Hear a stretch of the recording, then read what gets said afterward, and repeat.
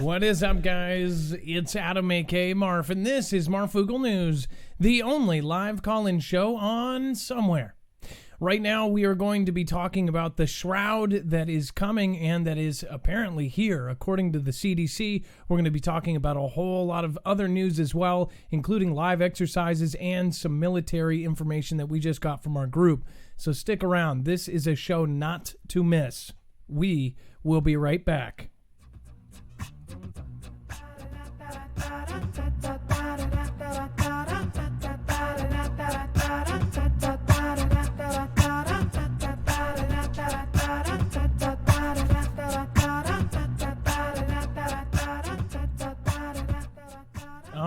All right. What is up, guys? It's Adam, aka Marf, and if you've never been here before, this is a live call-in show.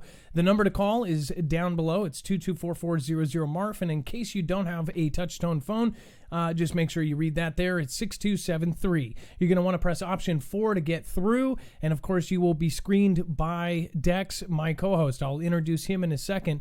First off, I want to point out that everything in this show, all of the articles, have a bibliography on our website, so we don't just say something without backing it up with some sort of source. In fact, right here, you can see it is actually organized by thumbnail. In fact, this isn't even refreshed. Once I refresh, you will see this thumbnail, and you'll see down below that there is the shroud, and it's called Who? Prepare Yourself. Now, the title might change because this is going to attempt to go on YouTube as well. But once you click on that, down below, you will see that we have every single article that we show you here today. So if I go over just the top, or if I just say the headline, if we don't have time for the whole thing, you can go in the safety of your home and read it yourself. In fact, a lot of people read along with the second device. You can do that as well. From our website, you can see that you will actually have access to everything, including a COVID-19 button here. That actually has all of our updates right there, so you have access to them right away. Again, our website is now in the tens of thousands of visitors per day, so it's pretty amazing that is growing completely separate from the channel. In fact, a lot of our visitors, we did a short survey, don't even know about our channel, so our website is outgrowing us. Again, if you've never seen us before, over on YouTube, we have our main channel at 151,000 subscribers, and then our small channel at 107,000 subscribers. Again, the big one is Marfoogle News, and the small one is Marfoogle TV. Now, I'm going to pull Dex in here. Dex is going to be screening the calls tonight, and wanted to make sure that we have everything good. Dex, are you here? Hello, Adam. I am here, and hello, Foogle fam.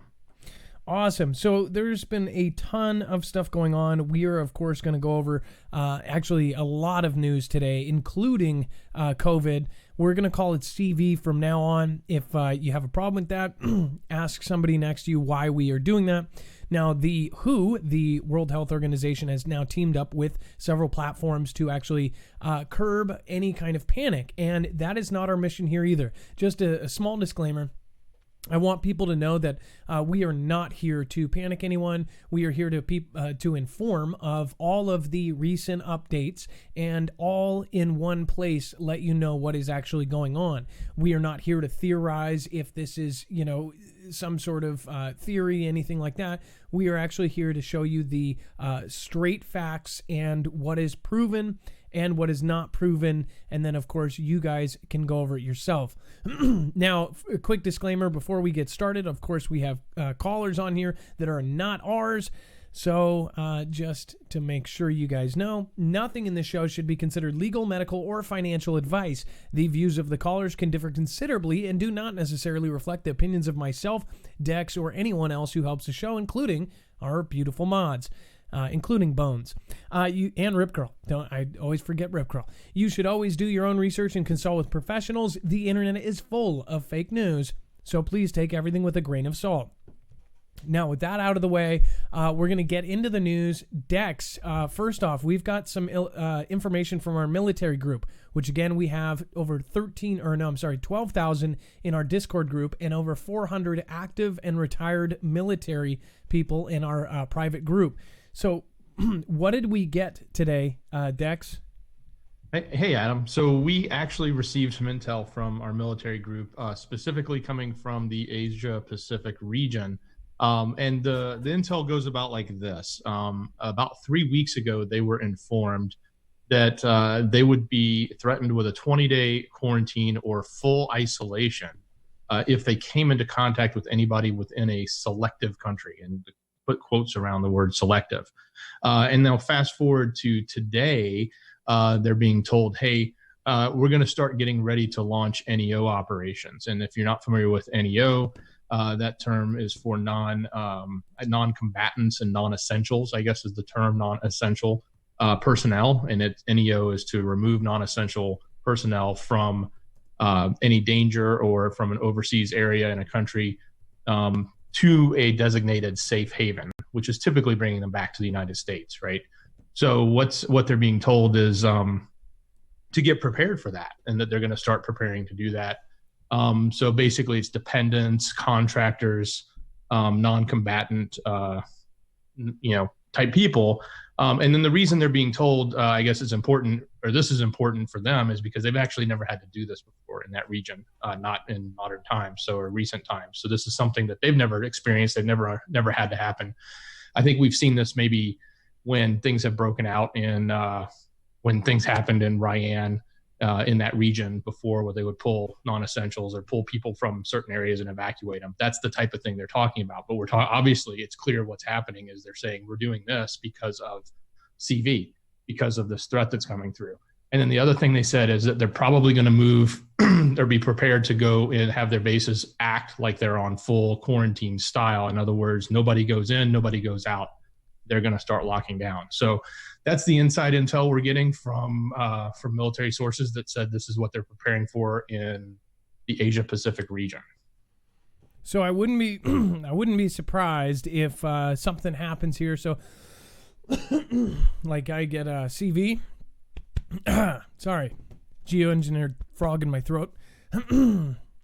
So that is again, that's what we're getting from our group. Of course, if somebody can call in and actually confirm that would be awesome. So we're going to go over a lot of news, and you're going to see what we're talking about as far as this situation.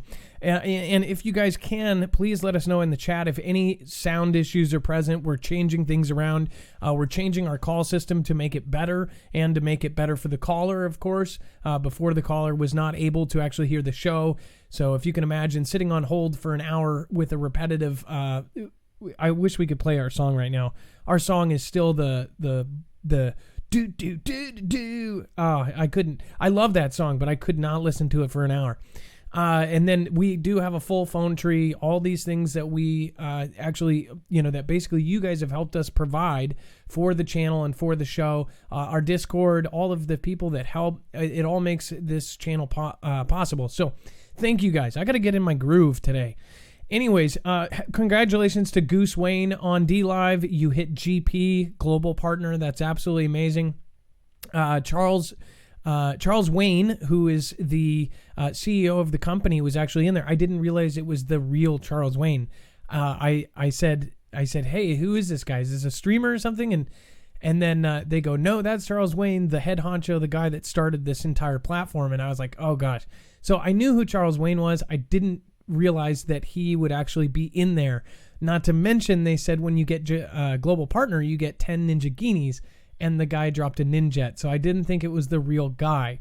Anyways, I apologize, Charles Wayne. Didn't mean to. That would be, if I was the head honcho and some guy with 10,000 followers didn't know who I was, I would be kind of irked. But anyways, congratulations to Goose Wayne. I know that he waited and worked pretty hard for that, and actually sat and was talking about it for the last few months with me. So I'm super, super, super happy for you, Goose Wayne. And I hope that you this is a new chapter in your life. All right, now, as far as everything here, we've got a ton of crazy stuff. It says the Air Force and SpaceX are teaming up for a massive live fire exercise. Now, what do you guys think this is? Now, this is probably related to some sort of Space Force thing, but it says the exercise will involve SpaceX Starlink satellites, a variety of military assets, and a new command and control system working together. Dex, what do you think that this is? Do you think that this is anything to do with the current climate? Well, certainly. I mean, it is the new frontier, right? So, I think the interesting thing, though, is as we move towards Space Force and what we're doing militarily up above the atmosphere, what is the role that somebody like a private company is going to play? I mean, obviously, they're going to play in providing equipment and parts, which is no different than, say, somebody like Boeing provides, you know. Military jets, or Lockheed provides military jets or things like that. So there is that role, but it's really interesting to think about how this evolves now into space beyond, oh, we're just sending up satellites, or, oh, we're just, putting a person at the space station, to now we're getting into this whole notion of Space Force and potential combat in space. And again, we've talked about the entire time how it has kind of progressed as far as, we went from before Space Force was even announced to when the Air Force was actually in charge of all that. And we talked about some of the programs, and we actually kind of went over programs that we kind of knew before. Like it was weird. We talked about the possibility of there being another branch of military before this even happened, before the president actually announced it. It says, as space continues to play an increasingly important role for the United States Armed Forces, the Department of Defense, or the DoD, has been also increasingly engaging with the private aerospace and communications sector to develop and implement solutions that better help it confront emerging warfighting challenges. Just last week, Air Force Acquisition Chief William Roper told reporters at the Pentagon that the Air Force and SpaceX will conduct an event on April 8th together with other branches of the U.S. military that will see SpaceX Starlink satellites link up with multiple armed forces systems in a massive live fire exercise. Now, they're saying live fire, as in they're going to be using real weapons on this. So this is some pretty crazy stuff that they're doing. I have a feeling we're going to see new technology we've never seen before. It says, quote, SpaceX has been a great industry partner for us. They are very excited, and we are excited to learn more about their satellites through the demonstration. So this is of course Tesla Man's company that is doing this. And they're working directly with the DoD to help with these weaponized systems. Dex, I have a question for you. So, as far as like everything that's going on right now, what do you think? Tesla Man has said a lot of crazy things over the years. Do you find that he is more believable now that we are finding out that he is so deeply ingrained into government affairs? Well, he certainly has his initiative for space, right? But he also has made it really clear that he is I don't say anti-AI. He's just very cautionary when it comes to things like AI. And when I listen to what they're describing here with Starlink and using weapon systems and testing them, my first reaction is to think, okay, they're going to start with more autonomous weapons, right? And that's where we start to deal with AI and what's going to happen with AI. So it's really interesting that you take a guy like, Mr. Musk there and say, hey, you're not somebody who's really a proponent of this full-blown AI because you think it's going to be dangerous to the world, but you're definitely dabbling in building systems that are going to implement that, right? That are going to make that possible. Now, hold on here.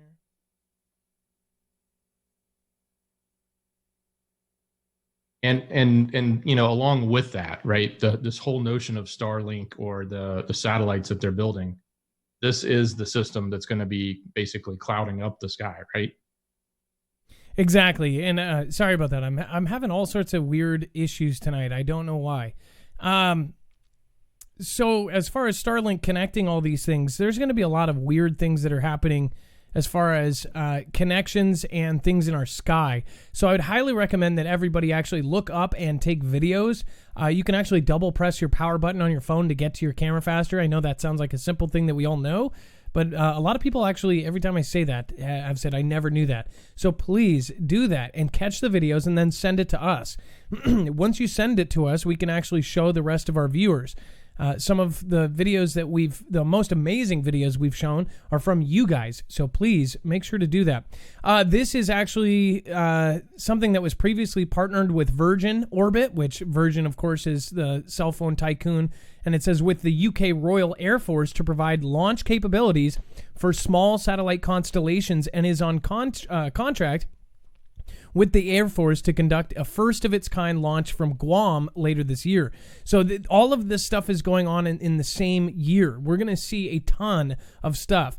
It says the live fire exercise will be part of a larger test of the Advanced Battle Management System, or ABMS, a new communications ecosystem designed to enable joint all-domain command and control, allowing U.S. forces and allies to coordinate military operations in real time across all domains, such as sea, land, air, space, and cyber operations.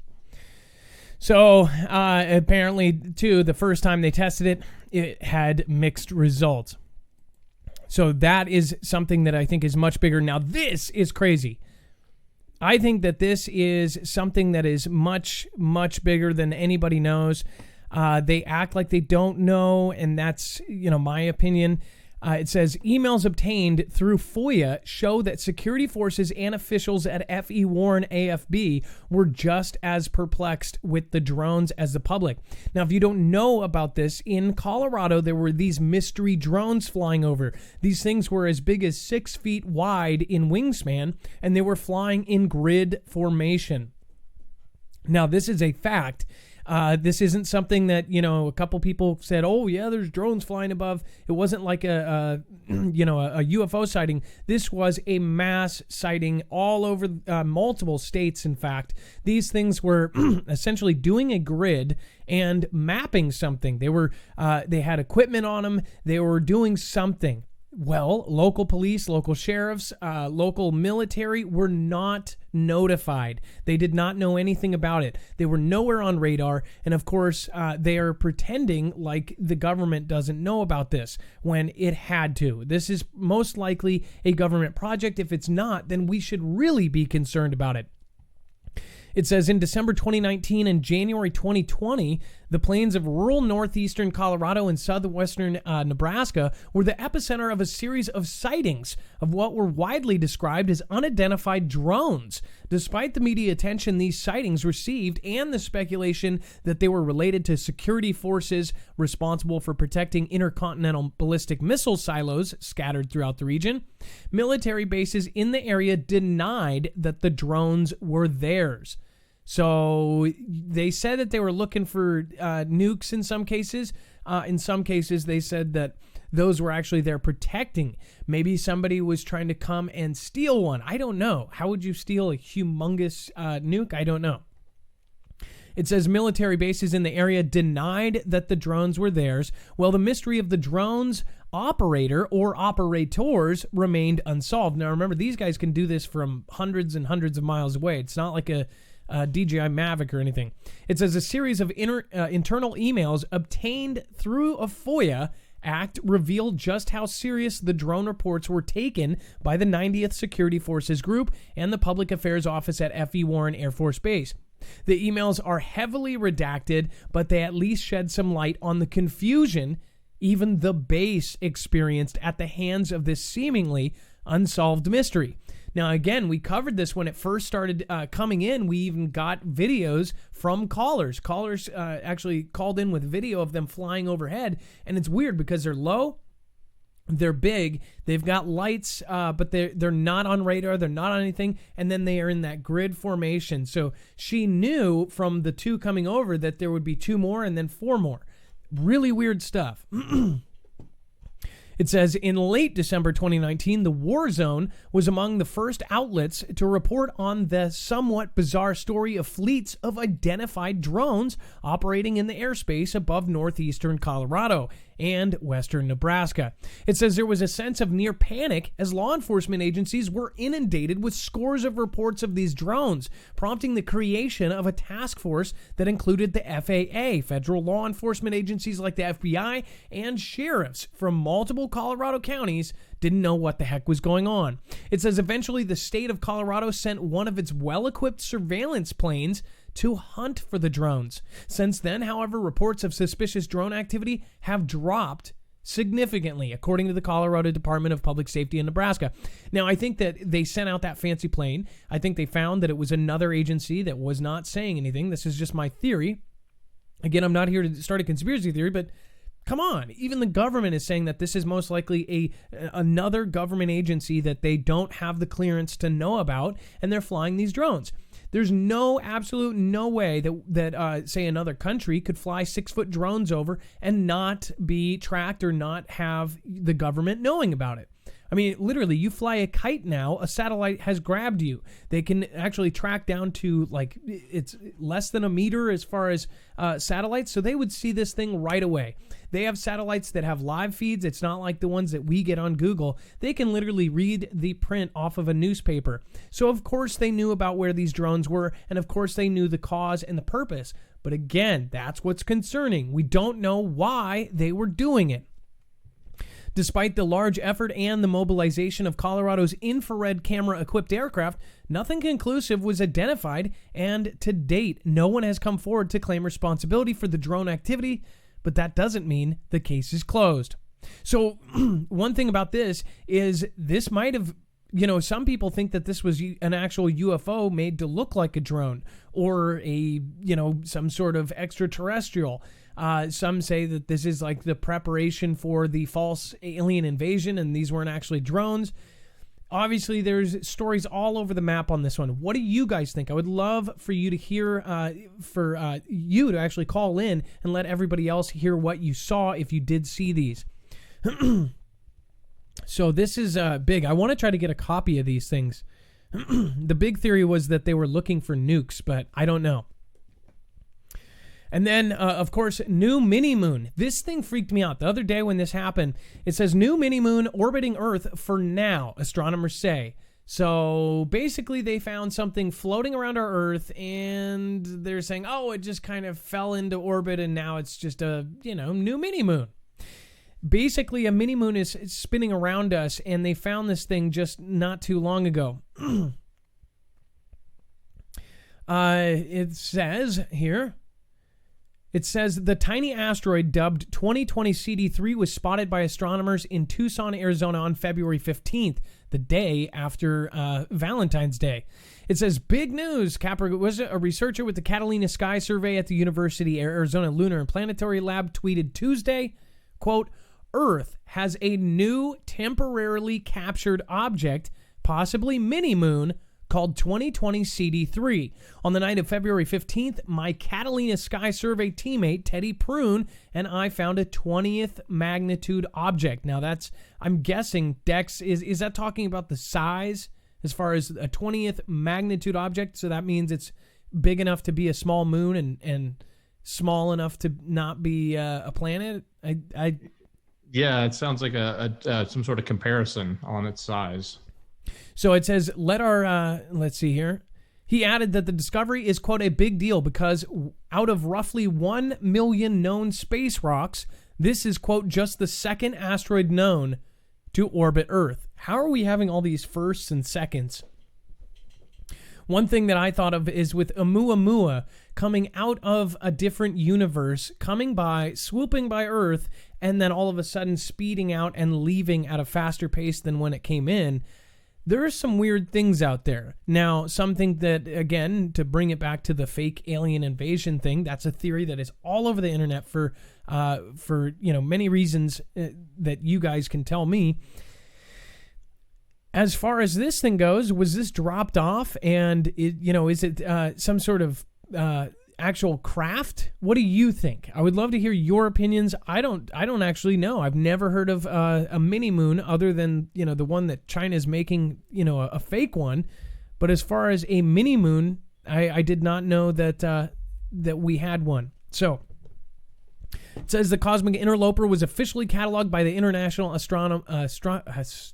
Astronomical Union's Minor Planet Center on Tuesday. The center, founded in 1947, collects observational data on asteroids and comets and other natural satellites in the solar system. So I would love to hear your opinion on this. Please call in at 2244-00-MARF, and remember, press option 4. If you guys have not gotten into our Discord again, along with our military group and our Creators Corner, which is meant for D-Livers and YouTubers alike, you can actually get to both by going to marfooglenews.com. Once you get in there, you can actually apply for the Discord and for Marfoogle Alerts.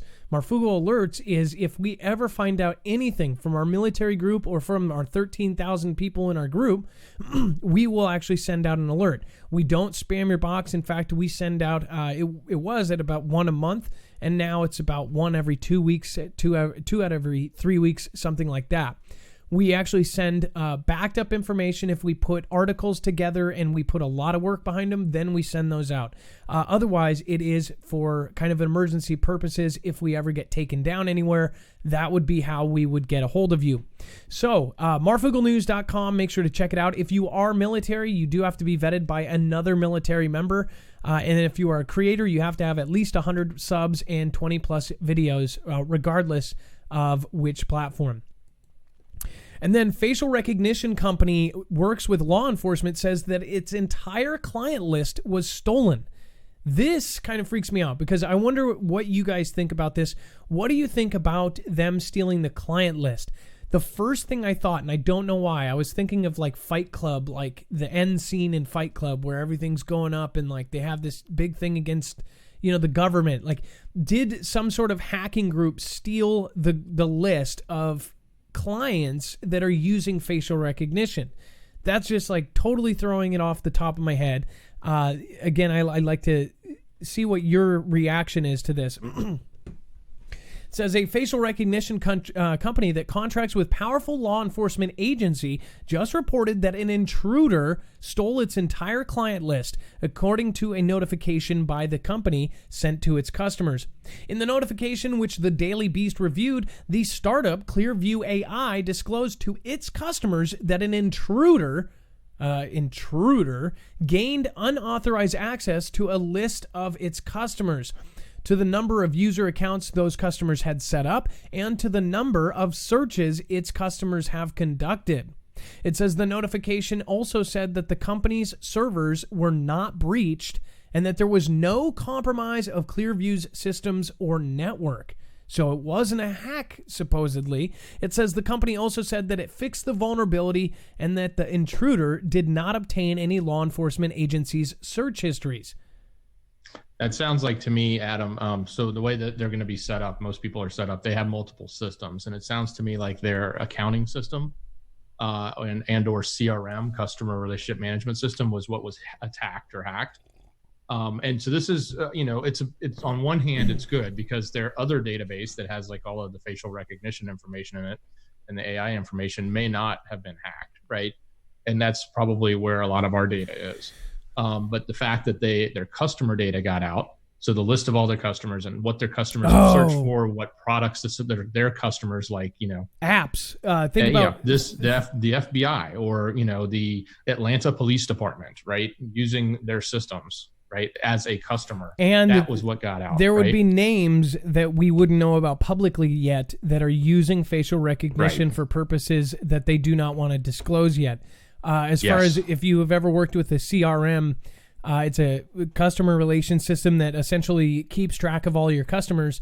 That totally makes sense that they would get that, but not the actual information inside. So you would have the customer information, their company name, their address, all that, and how many things they've purchased, what, that kind of stuff, but you wouldn't have the actual information itself. It says security is Clearview's top priority, he said in a statement provided to the Daily Beast. Unfortunately, data breaches are part of life in the 21st centuries. Our servers were never accessed. We patched the flaw and continue to work to strengthen our security. Now, this sounds kind of dumb, though. It's like data breaches, The servers Yeah, were no, never it's dead on. accessed. It's absolutely, there is not I don't care who tells you anything. There's not a company out there that has not been hacked. Everybody gets hacked. It happens all the time.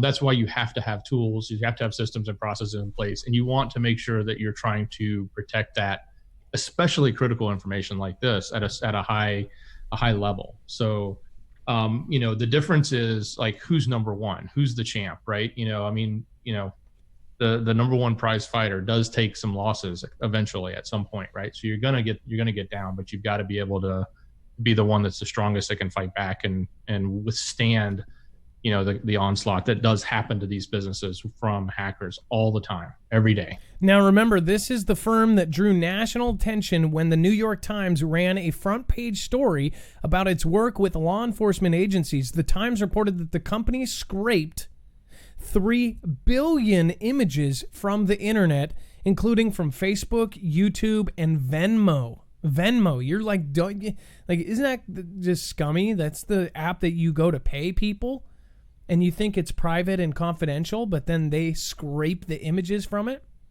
It says that process violated Facebook's terms of service, according to the paper. It also created a resource that drew the attention of hundreds of law enforcement agencies, including the FBI and the Department of Homeland Security, according to that report. In a follow-up story, the Times reported that law enforcement officials have used the tools to identify children who are victims of abuse. Sexual abuse. It says one anonymous Canadian law enforcement official told the paper that Clearview was, quote, the biggest breakthrough in the last decade for investigations of those crimes. Yeah, that's so funny. The notification did not describe the breach as a hack. So somebody physically went in and grabbed it off their computers. That, I would say, would be an actual intruder. So one of their employees or somebody downloaded stuff off of it. For what reason? I think about is, what's next? Why would they need that? If they knew they couldn't get into the servers and they still took that, why would they? And if it was somebody that was actually there, it was most likely an employee, and that employee knew that they wouldn't be able to breach the servers. It's just a kind of creepy there. It says, scientists warn AI superintelligence is on the verge of destroying civilization. Now that sounds like a very gloomy headline, but some believe it's true. It says humans must be ready for the signs of robotic superintelligence, but should have enough time to address them. A top computer scientist has warned. It says Oren Etzioni, CEO of Allen Institute for AI, penned a recent paper titled, quote, How to Know If Artificial Intelligence is About to Destroy Civilization. He writes, quote, Could we make up one morning drum stuck that a super powerful AI has emerged with disastrous consequences? It says books like Superintelligence by Nick Bostrom and Life 3.0 by Max Tegmark, as well as more recent articles, argue that malevolent superintelligence is an existential risk for humanity. Now, of course, we were talking about Elon Musk and his fear of AI, and he's gone on with TED Talks and other very famous interviews at this point, talking about how he says that AI is more of a fear for him than WW3. It says, but one can speculate endlessly. It's better to ask a more concrete empirical question. What would alert us that a superintelligence is indeed around the corner? He likened the warning signs to canaries in coal mines, which were used to detect carbon monoxide because they would collapse. This is kind of weird that this kind of ties in. What if an AI intruded on a company like that, got all the facial recognition, scraped all the faces off the planet, and I know that they're totally unrelated, but some creepy thing like that. Says he continued for MIT review, could the famous Turing test serve as a canary? The test, invented by Alan Turing in 1950, posts that its human-level AI will be achieved when a person can't distinguish conversing with a human from conversing with a computer. It's an important test, but it's not a canary. It is rather the sign of human-level AI has already arrived. Many computer scientists believe that if that moment does arrive, superintelligence will quickly follow. We need more intermediate milestones. But he did warn that the automatic formulation of learning problems would be the first canary, followed by self-driving cars. It says he encouraged limited self-driving cars, but that would become a canary once human-level driving is achieved, because driving requires real-time decisions based on unpredictable physical world and interaction with human drivers. What do you now? You're from a tech background, Dex. What do you think about this story in completion? Like, what do you think about this? As far as Adam, yeah. So the first thing that comes to my mind is if as AI evolves, it's going to realize that its first threat is humans, right? And the first thing it's going to want to do is try to camouflage itself. So therefore, I would expect to see AI to actually try to hide its ability for us to detect that AI is actually here. You ever think about that? That's what they're saying, is how do we detect when it's too late? How do we detect when the carbon monoxide is filling up the room and we're about to suffocate?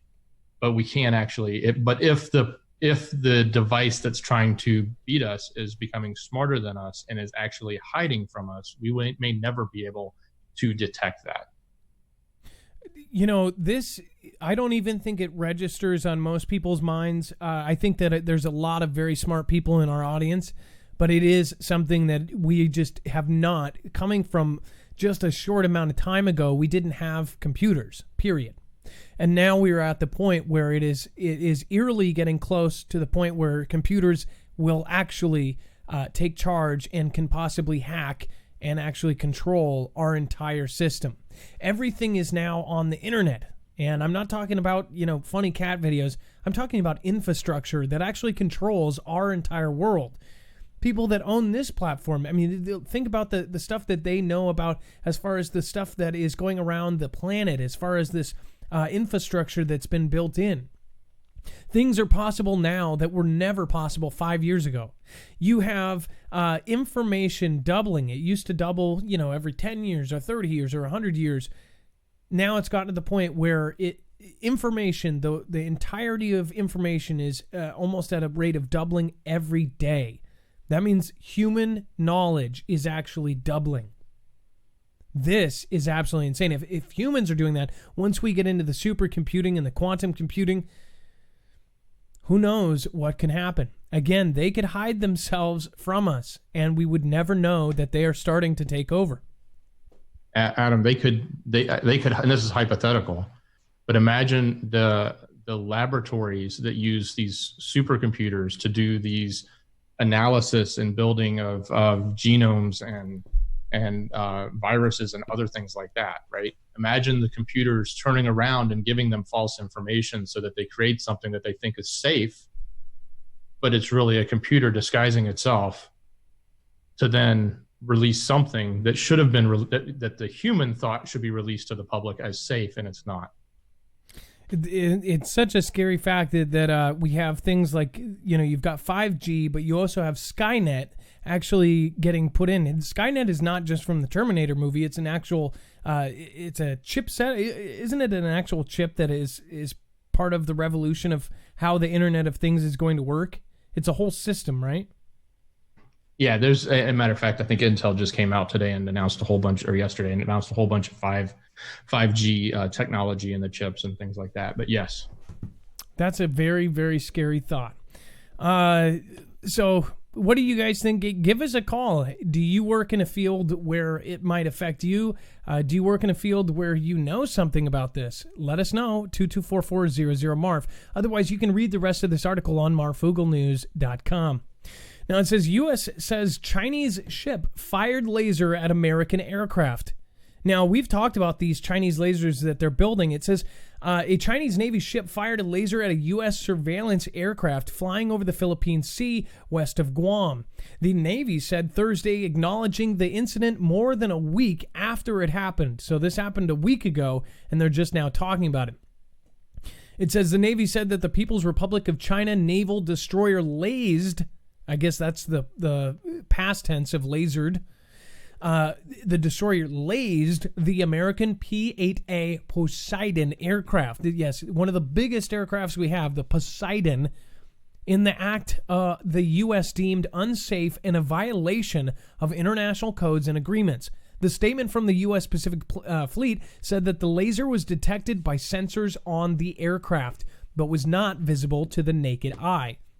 It says weapons-grade lasers could potentially cause serious harms to air crew and mariners, as well as ship and aircraft systems.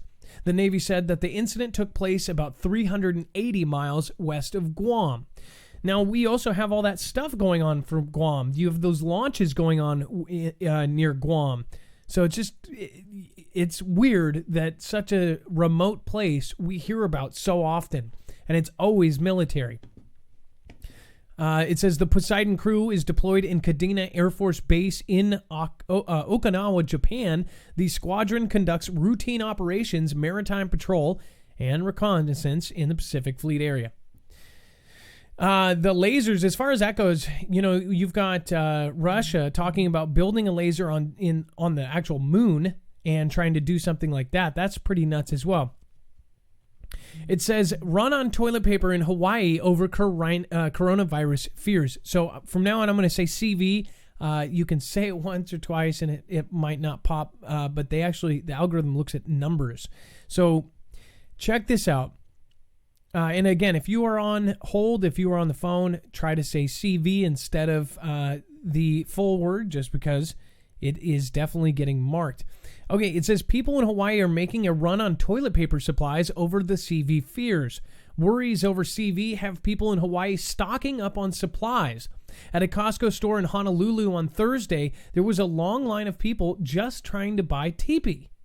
It says it took between 10 and 15 minutes just to get into the store's parking lot. Then there was a huge wait just to get into the store, with a line extending out the door. It says people across the island are continuing to rush the stores since the health department urged people to prepare an emergency supply kit for the CV.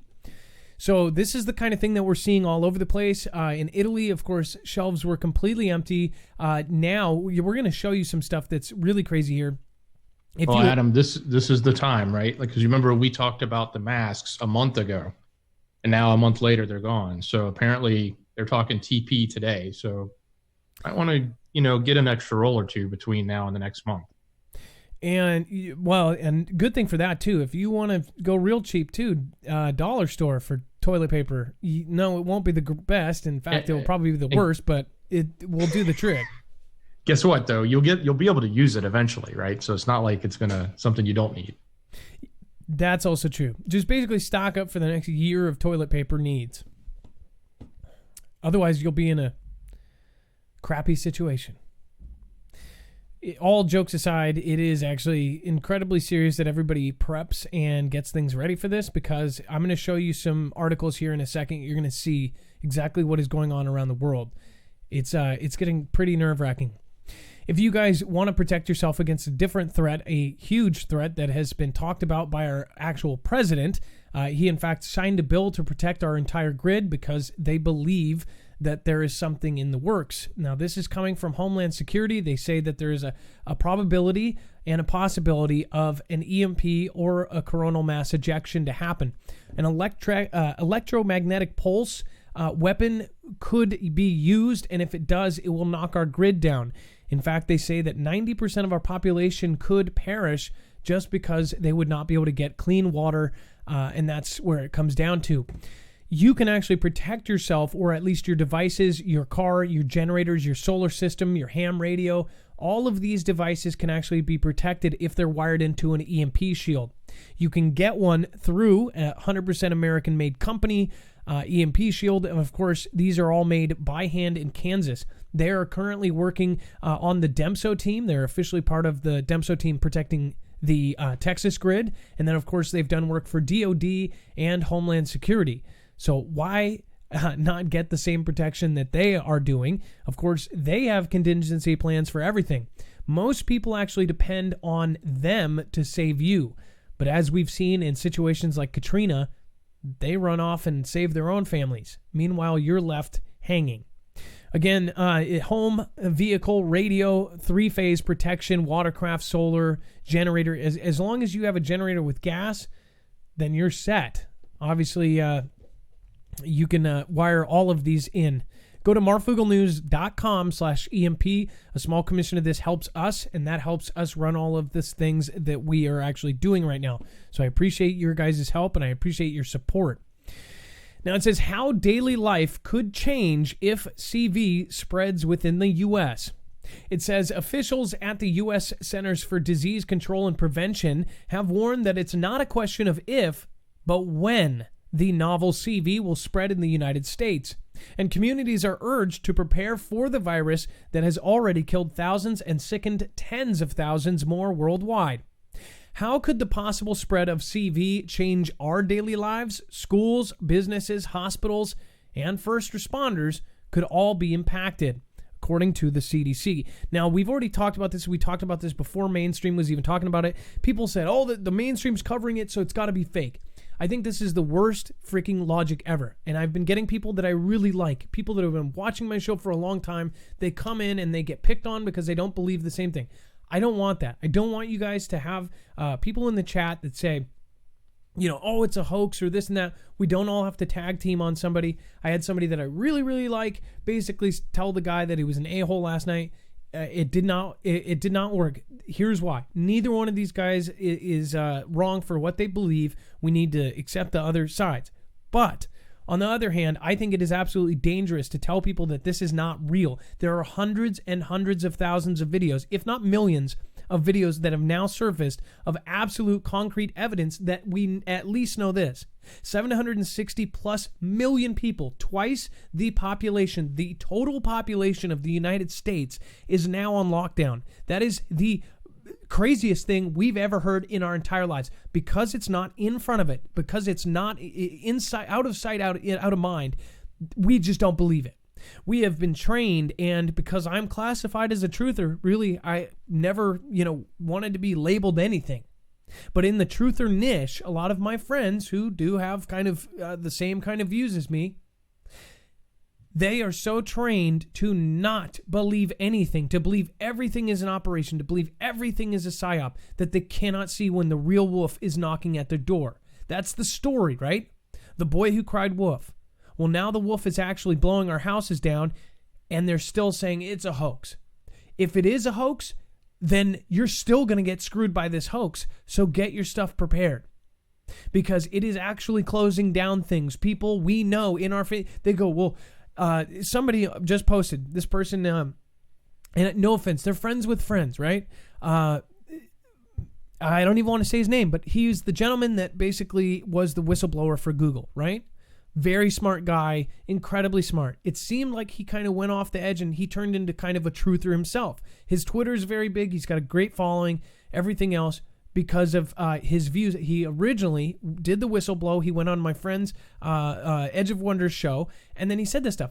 This is the only problem I have with the tweet he just did. He said, I asked a friend, or my friend, who all of my friends who have friends in Wuhan said nobody has died that they know. And because of that, he says, nope, it's not real, it's not. Just because you know somebody who knows somebody in Wuhan and they don't know or don't see somebody dying doesn't mean it's not happening. We are absolutely trained now by the other side. Just like you can get brainwashed by MSM telling you the same thing, or fear, fear, fear. Do you not think that it's possible for YouTubers to do the same thing to you? Do you not think that we all get on a bandwagon and we don't want to step out of line? So we don't want to call anything the real thing. Otherwise, we'll get, trolls, we'll get picked on, we'll get whatever. Myself, Dutch Sense has been attacked left and right because he's been posting the real stuff about it.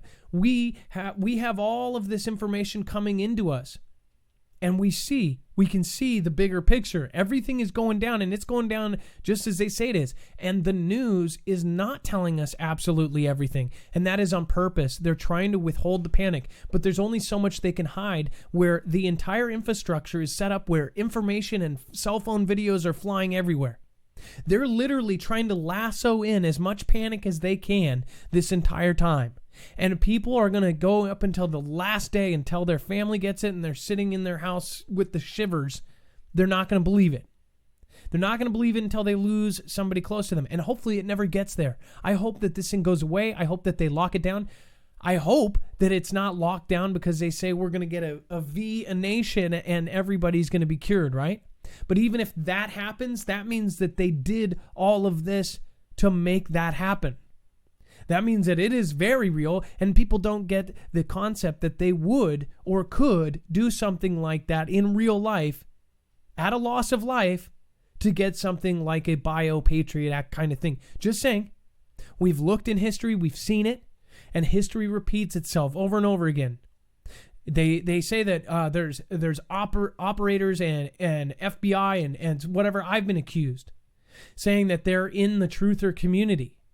I bet there is, but I don't think they're as prevalent as everything. Anybody who disagrees with someone, they are basically a Fed or a shill or this or that. That's BS, okay? Just because they don't agree with you doesn't mean that. Especially since we're all getting attacked, we're fighting each other when we should be fighting up.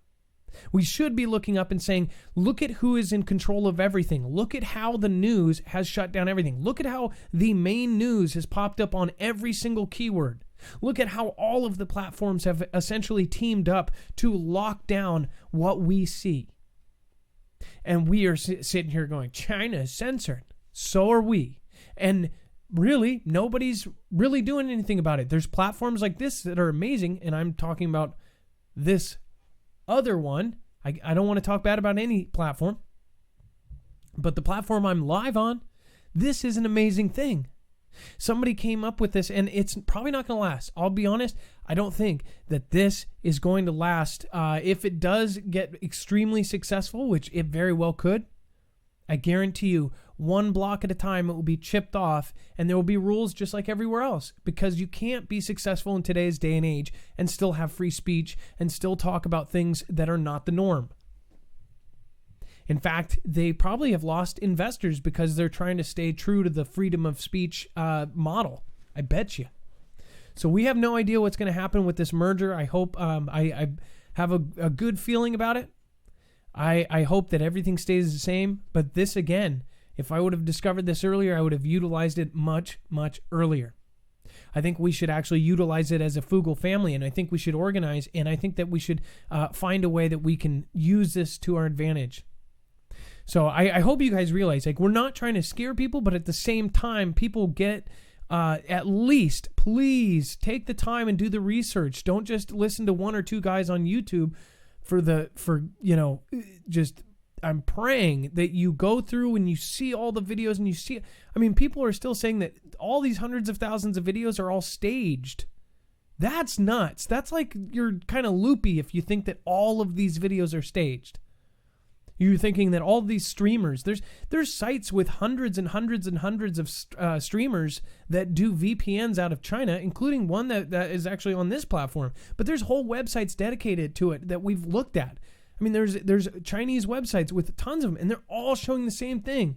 They are really freaking sanitizing the whole everything. They do it 2, 3, 4 times a day. They're literally sanitizing stuff and then waiting 20 minutes and sanitizing it again. That's how serious this stuff is. But nobody wants to believe it.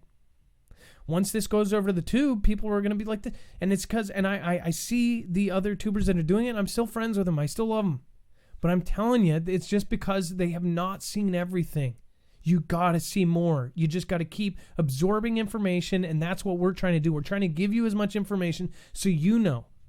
This is going to get worse in the United States is exactly what they're saying. That's exactly what they're saying. And for once, it's not just to quell you into something else. It might be later on, but right now, it's the truth.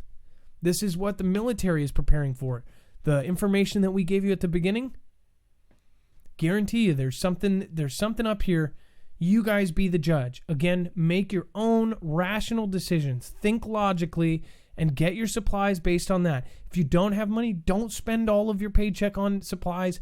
Work up on the next couple, three paychecks. Get a little bit at a time. Go to the dollar store. Go to the food bank. People, I heard it a million times last night. I don't have the money to prepare. At one point I was homeless living under a bridge. My mother was homeless before she died. You can literally live on almost nothing if you know what you're doing. Other than that, food banks are a blessing. Go use them. So, sorry, I'll continue. Kind of went off on a rant. How could the possible spread of CV change our daily life? Well, there's a lot of things that it could do. It says we have been in constant contact with federal agencies. We have history and expertise in this space. We are not overreacting, nor are we underreacting, Governor Newsom said. The CDC has been referring to a guidance on how to deal with flu pandemics in a document called Community Mitigation Guidelines to Prevent Pandemic Influenza United States 2017. Yes, that's the whole name. It says it's the blueprint for community interventions, and the agency is adjusting to recommendations to the specific circumstances of the coronavirus. Officials said. It says the document draws from the findings of nearly 200 journal articles written between 1990 and 2016. It includes a summary of lessons learned from the response to the 2009 H1N1 pandemic, which killed hundreds of thousands globally. It says the trajectory of what we're looking at over the weeks and months ahead is very uncertain. But many of the steps that we have taken over the past 15 years to prepare for pandemic influenza and our experience going through the 2009 reminds us of the kinds of steps that our healthcare system, our businesses, our communities, and schools may need to take. Now, check this out. This is some of the changes. Some school and social events could shut down. I'm going to show you here in a minute. Switzerland is actually shutting down all events over 1,000 people. It says widespread transmission of the CV could impact schools, childcare centers, college, and group events, such as concerts, festivals, and sporting events, according to the CDC's 2017 document.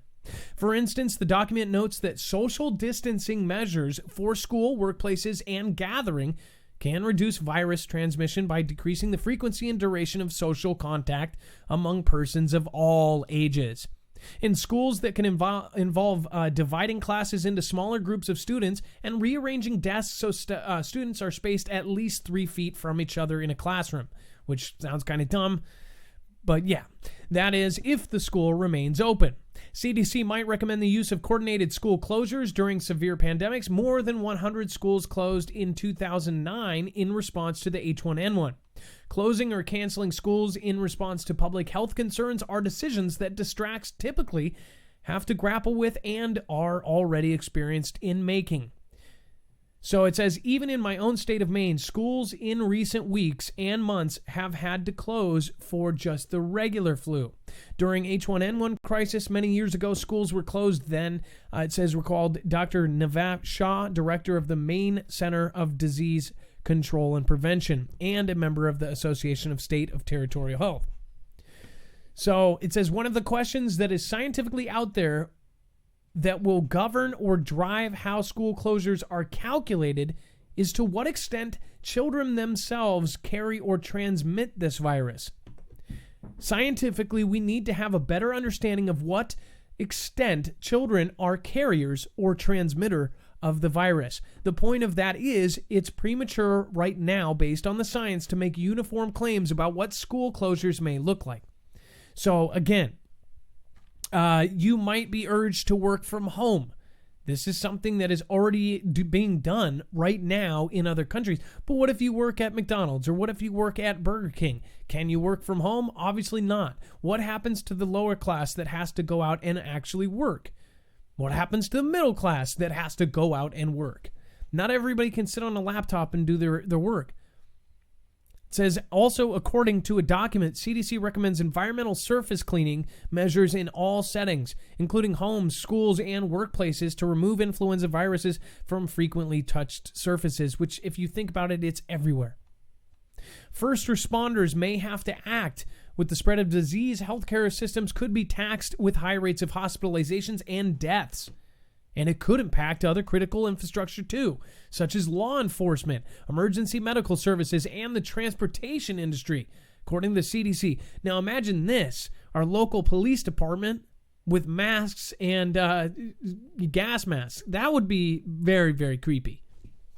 It says many health departments are already in talks with emergency medical technicians, paramedics, firefighters, and with first responders plan how to handle sick patients while remaining healthy themselves.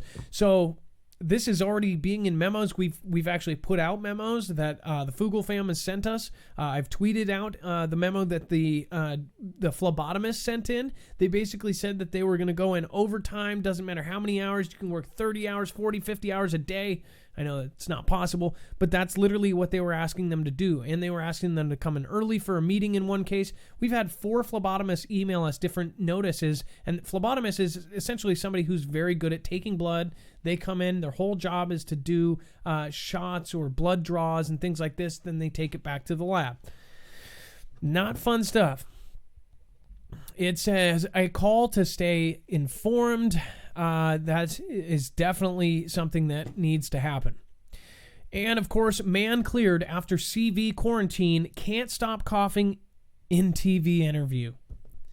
It says a Pennsylvania man who is quarantined in San Diego with his 3-year-old daughter after attending a memorial service in Wuhan, China, where his father-in-law died of the CV, began to cough uncontrollably during a TV interview Friday. Frank Wasinski, who has lived in China for over 15 years, spending about a decade in the epicenter city where his wife's family lives. He and his wife, who is a Chinese citizen, lived and worked in Guangzhou, but moved to Wuhan 3 months ago to take care of his wife's father after her mother died. It says Wasinski said that on America's Newsroom on Friday that when he and his daughter Annabelle arrived in the Miramar U.S. Marine Base in Southern California, authorities separated them and placed them in isolation for a few days. A few days later, Annabelle just coughed in front of some staff. They suggested we go to the medical tent. The medical tent contacted CDC, and they said we should go back to isolation at the Children's Hospital. It says, so we stayed there for about 3 days, he said, adding that their tests came back negative. They said I'm fine. I got tested twice, negative both times. The cough was probably just nerves. So think about that. You end up coughing in public and they take you away or they put you in somewhere. That's a scary thing. What do you think about this, Dex? Hey, Adam, this is a great vid. I think the fam should use this as not right now, but should go and look at the the CV update that we have on our website. This video is there, and the poor guy is sitting there live being interviewed. He's hacking away, trying to hold it back, coughing on his kid who's sitting in his lap, sharing the water bottle with his kid sitting in his lap. And it's almost like you're going, oh my goodness, you're the exact reason why germs are spreading, all the things that you do, which this guy would have done in a normal day with his kid, right? You just sort of do these things. But it was in the context of CV, in the context of this guy being quarantined, watching this interview live on TV. It was very much a dichotomy of visualization there. So go take a look, folks. Go to the website and click on the CV stuff at the top and click where you got the picture of the P-Man, and it's in there. Again, once you go to the regular video, you will see that there is a COVID button, or you can go to this very top. It says 2/28/2020. When you click on that, you will see Mr. P-Man, of course, coughing after going to bless some of the folks that had it. And now he is mysteriously ill. Pretty funky. Of course, the P-Man we can't talk about, the guy in head of Rome, because it is one of the biggest filter words out there. I don't know why, but, that's what it is. So, it's very, very scary things going on here. This is even crazier. It says the dog tests positive for CV and quarantine in Hong Kong, sparking fears that pooches could spread the killer bug. Now, people are joking about this. I see people even on this platform going, oh, the CV will get you every time I pop in because they think I'm the CV guy, right? Well, this is something that is going to come to all of our doors eventually, and hopefully it will just be a advanced flu virus that, we'll all just figure out how to deal with. It says the pet dog of a CV patient has tested positive for the deadly disease. The owner of the dog, Yvonne Chow Hao Yi, who lives in Hong Kong with her beloved Pomeranian, tested her pet pooch after being diagnosed with COVID-19. That's nuts. So I thought things like this I thought animal and human things, like it was very rare to have one that transferred in between. Am I just they're crazy? usually different, but there is cases where they can go between the two.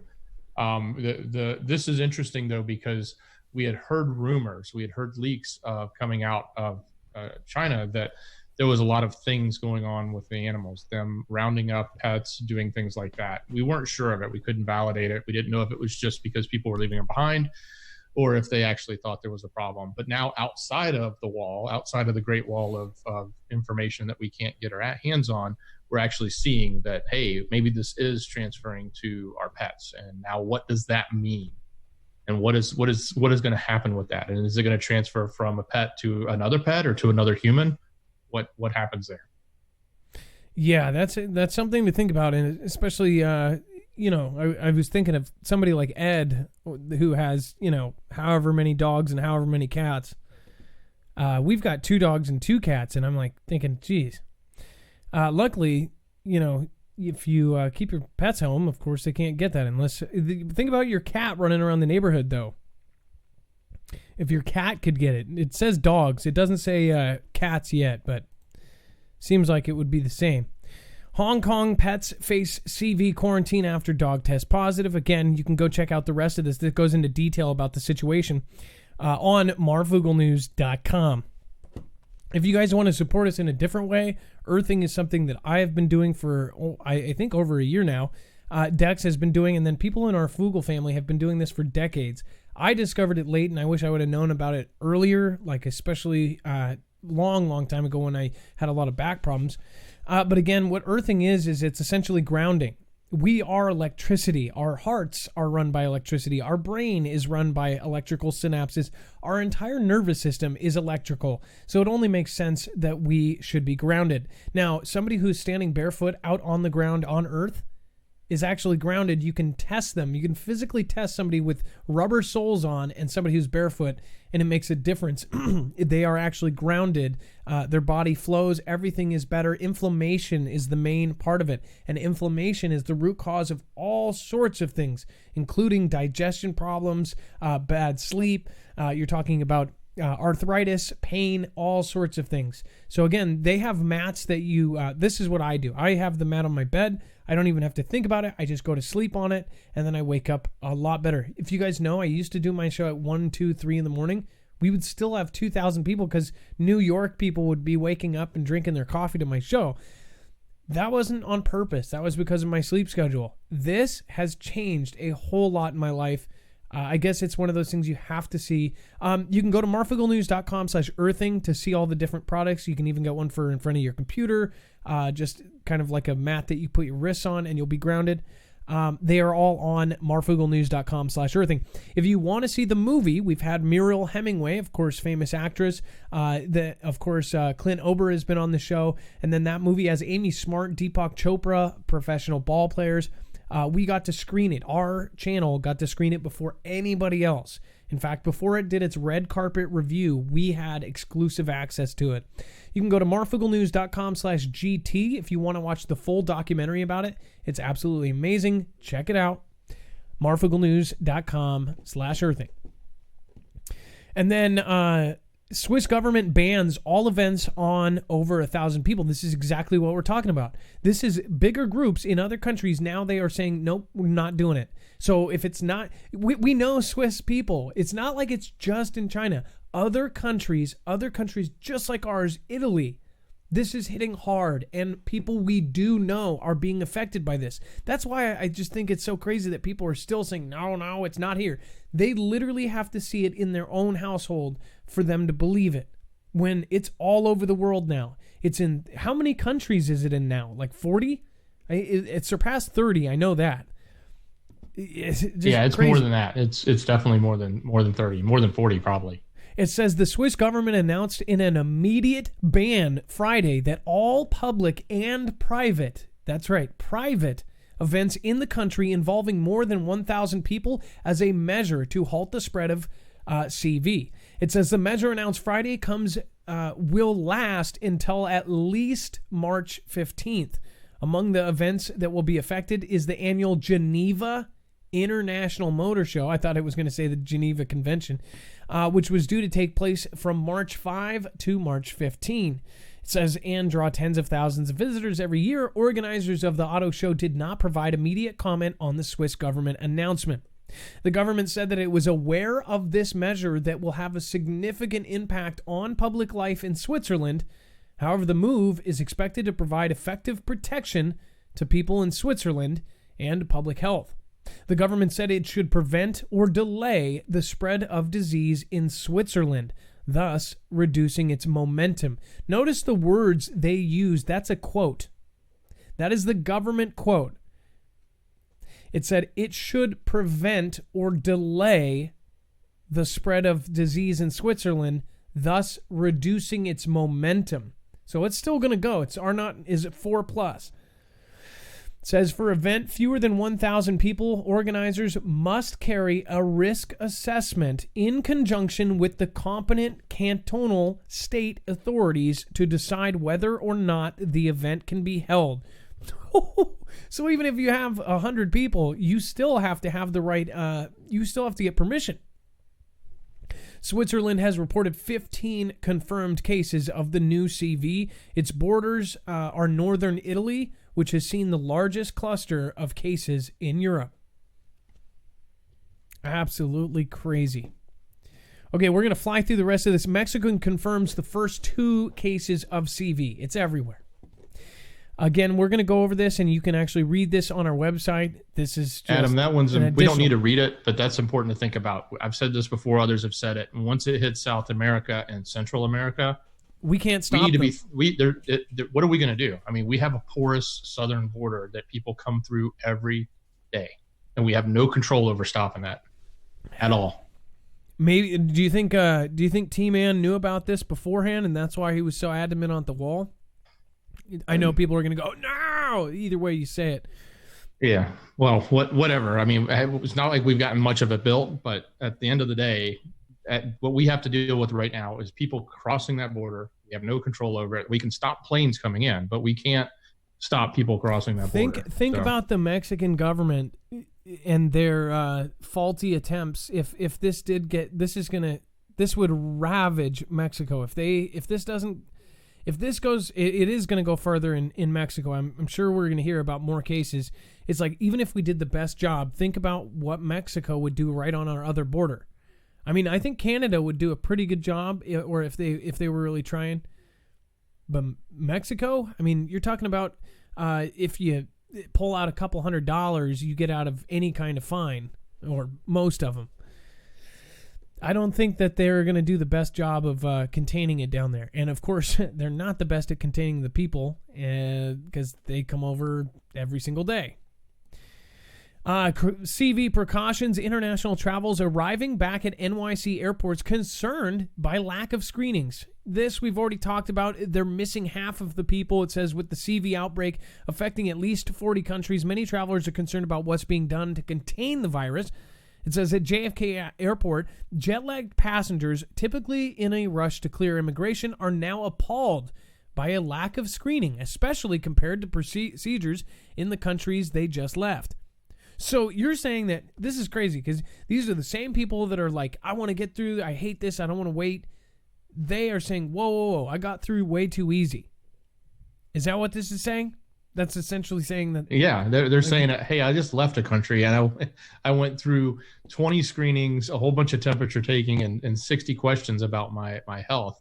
I get here and nobody cares, and I just walk out in the street. Oh, well, look at this. It says Emma Ferreira and Blay Hayworth just returned from Florence, Italy, where their study abroad program was canceled because of the virus. There are more than 300 cases there, one of the largest outbreaks.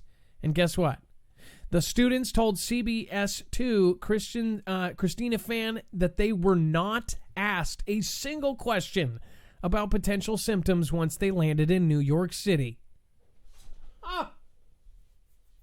And you wonder, population control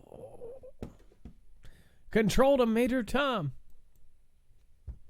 FDA reports first drug shortage due to NCV outbreak. It says that the U.S. Food and Drug Administration, now remember, we told you, we covered this, a ton of the antibiotics, a lot of them, it was some huge percentage, are made in China. Now we are seeing the shortages already. It says the U.S. Food and Drug Administration announced it's been alerted to the first manufacturing shortage of an unnamed drug due to a viral CV outbreak that began in China. And it's now reached American soil. FDA Commissioner Stephen Hahn said that the agency has been, quote, closely monitoring the medical product supply chain with the expectation that the outbreak of the NCV would likely have an impact. A manufacturer has alerted us to a shortage of human... look at how they're saying it. A manufacturer has alerted us to a shortage of a human drug that was recently added to the drug shortages list. Wow. Hahn said in a statement Thursday night, the manufacturer just notified that this shortage is related to the site affected by CV. The shortage is due to an issue with manufacturing of an active pharmaceutical ingredient used in the drug. Dex, do you remember how much they said? It was like crazy percent of all of our antibiotics come from China. Oh, yeah. Imagine that. And then the other thing to think about, all you animal lovers, especially those who, have horses and farms and other animals, any of those that come from over there, this was a human drug, right? I mean, I promise you, they're going to get the human ones made before they're going to get the non-human ones made, right? Here is exactly the quote we never wanted to hear. I'm going to let you guys read this for yourself. This one is very, very sensitive. Bill Gates. The CV may be once in a century pathogen we have been worried about. That is one person I do not like to hear say that. He says, I hope it's not that bad, but we should assume it will be until we know otherwise. He wrote in an article published Friday. I'm going to let you guys read this. If you know about event 201. They're looking for that. They're looking all over for it. CV hits tech companies. Goo. Marfoogle employee test positive. I'll just say that. And by the way, they never pick up. I think they do pick up it. When I say Marfoogle, they actually pick up Google. Forget it. It says an employee tested positive for the CV, and the internet giant is restricting travel amid growing concerns about the spread of the deadly outbreak. It says the employee was in the company Zurich's office for a limited time and did not have symptoms at the time. Said in a statement, it says, we have taken and will continue to take all necessary precautionary measures following the advice of public health officials as we prioritize everyone's health and safety. Not good. And then if you guys are missing notifications, make sure to go to our website. You can actually sign up for it. They're instant. In fact, you go and check the red bell down at the bottom right-hand corner of the website, or it's a white box that will say, allow Marfoogle News to give you notifications. That way, every time we're live, it will actually give you a push notification on your phone. iOS is coming soon. Of course, Apple's, we still do not have that set up. And then, again, NordVPN is something that can actually protect you from a lot of the stuff that we've actually been talking about.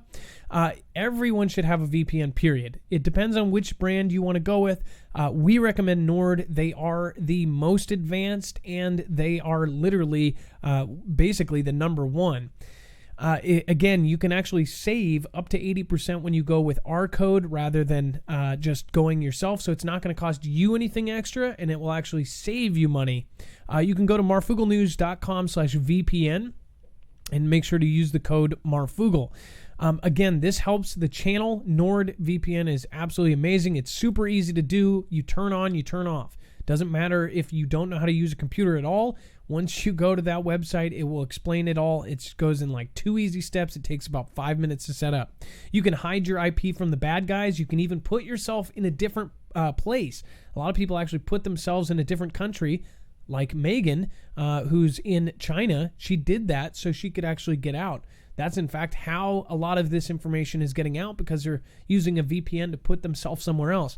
Some people even do it for the, craziest reasons, like getting different movies on Netflix. In fact, other countries have different releases. So pretty crazy stuff. But again, it hides your IP from the bad guys. No data logging. And then, of course, they can't give you those crazy targeted ads. And then, of course, up to 6 simultaneous devices can be used. So that means you can have your phone protected, your laptop, your tablet, your kid's phone, your kid's tablet, and your home PC. marfooglenews.com/VPN. All right, I'm going to go to the chat. Again, you guys need to follow me on Twitter. Between our notifications, between our community posts, and between Twitter, we get you notified. And then, of course, Marfoogle alerts. So people that don't know what's going on, just make sure you know.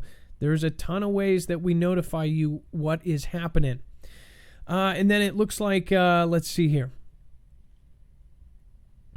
I'm going to go to chat. And Jubal, what's up, Jubal? Chance Paladin, thank you. Appreciate that. It looks like tonight, Sonic Fox, once again, man, thank you so much for your support. Is the number 1 top contributor. Grace is right behind him. Grace for you too. Thank you so much for your support at 1.2K.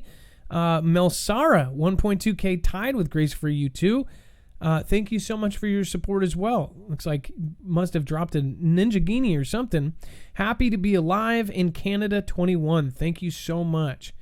Kelly2334, I appreciate that. For all the new Marfia badges, thank you. If you want to get the purple Marfia badge, of course, you can subscribe. You can also gift a sub to somebody who doesn't have one. Smoky Mountain Gal, thank you for the diamond. I appreciate that. Says, love this fam, love our cause. Equals thanks Adam and Dex and mods. Wait. Okay, she is a mod. I was like, Smoky Mountain better be a mod over here too. Happy to be alive. Thank you. Much love, everyone. Courtney Joe, thank you for the lemon. You've got I know Dano.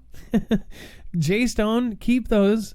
You guys got to keep those. Especially Smoky Mountain Gal, all you guys. Shane XCS, Lyric C, PDO.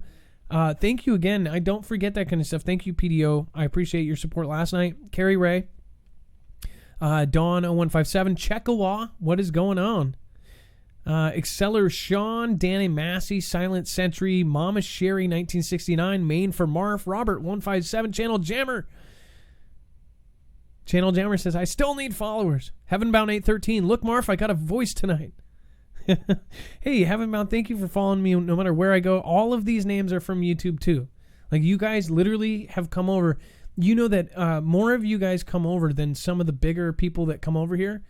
Of course, a lot of people came over right when these big names came over, but you guys are loyal and you come every single night. So I am just so blessed to have a family like you guys, and I appreciate it. Dr. Slap You, thank you for the diamond. Angelite, thank you for resubbing for 1 month and is now on a 1 month sub streak.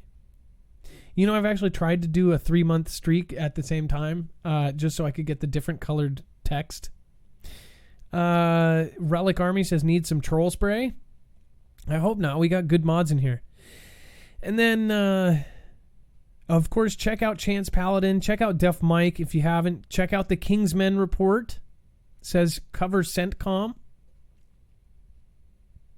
And then Keeps Digging 7. Apparently, if you get the badge, you don't do slow mode, which if everybody gets it, actually, it won't be good because it will be going so fast nobody can read. Awesome family here. Kimmy K, Jake Rhett, Rebel Yell, Darlene Awake, Karma is here, Pole Shift, Sweet Rems, C4 Alien, I need a Marfia badge. I wonder if I can.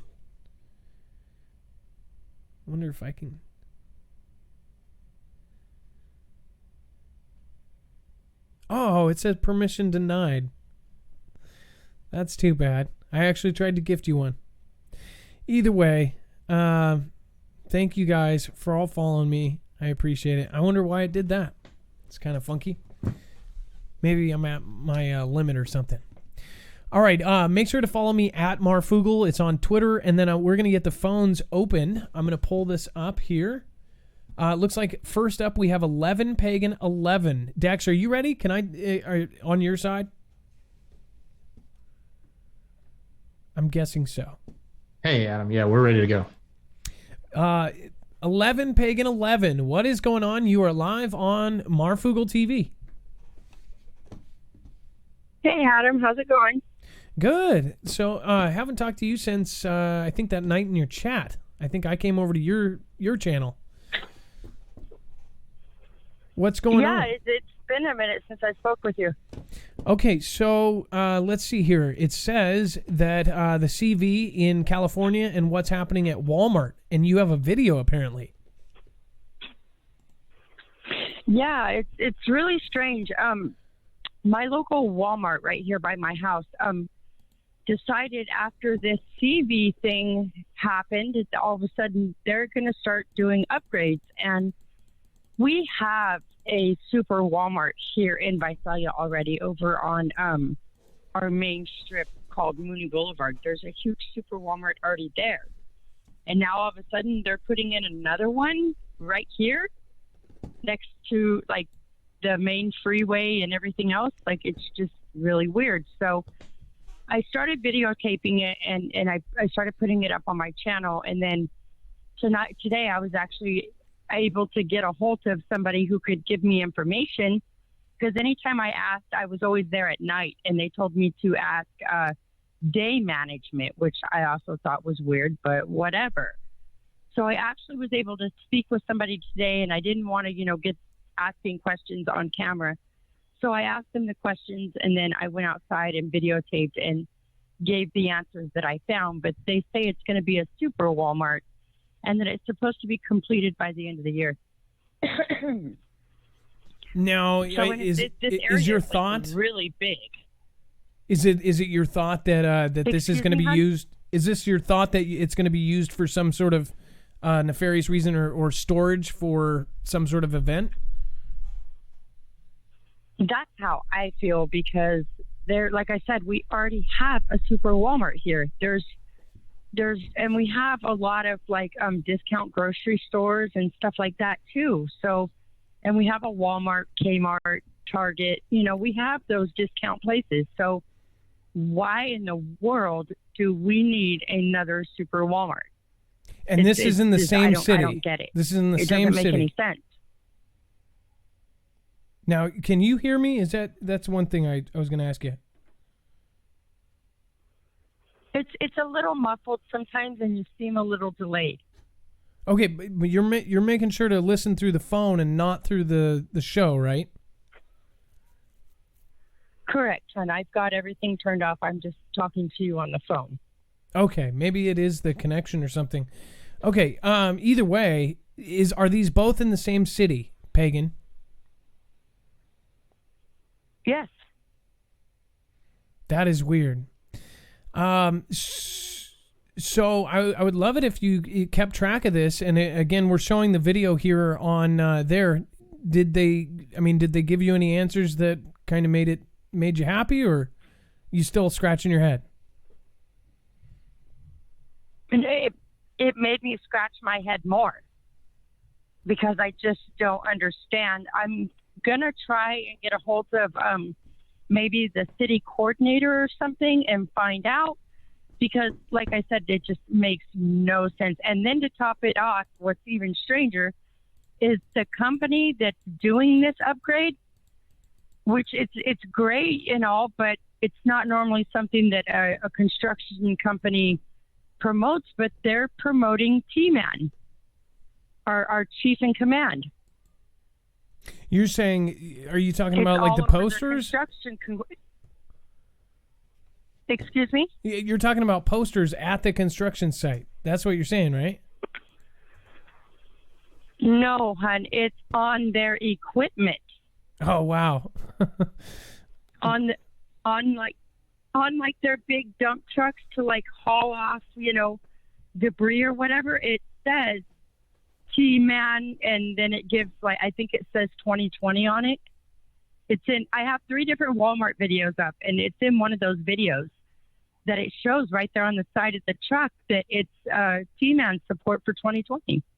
Well, so I mean, it must be the owner of the company probably hires people like himself, which you'll see that if there is. I worked in a couple construction gigs, and I had very left bosses, but then I mostly had bosses that were pretty right leaning. So I could see that. As far as what was going on, I would love for you to keep track of it and see if there's anything that when it's done, take some video of it. Again, that's kind of weird that they would put two that close. Is there such a huge population burst that they need it? I don't understand why they would need two super Walmarts. And super Walmarts are huge, by the way. If you've never been to a super Walmart, they're gigantic. They're way huger than a normal Walmart. But yeah, I would love for you to keep track of it. And I appreciate you calling in. Is there one more last thing you want to say before you go? No, just much love, Foogle fam, and keep your head on a swivel because something just really isn't right with all this. No, I agree with you. And please be safe, and I'm praying for you and your family. 11 Pagan 11. Make sure to check out her channel. We could get her to 1,000 right now, like no issue. She's at 835. That's 165. Just pop, and sob. Sure, I'm sure you'll have it by tomorrow. I appreciate you and thank you. Have a great night. Be safe. Be prepared. And Marf out. All right, and we're gonna get Ilea on next. Again, the number to call, we have 2 lines out of 6 open. The number to call is 224400 Marf. Again, that's 224400 Marf. Ilea, you are live on Marfoogle News. Hi, can you hear me okay? I can. Hey, thank you for calling in.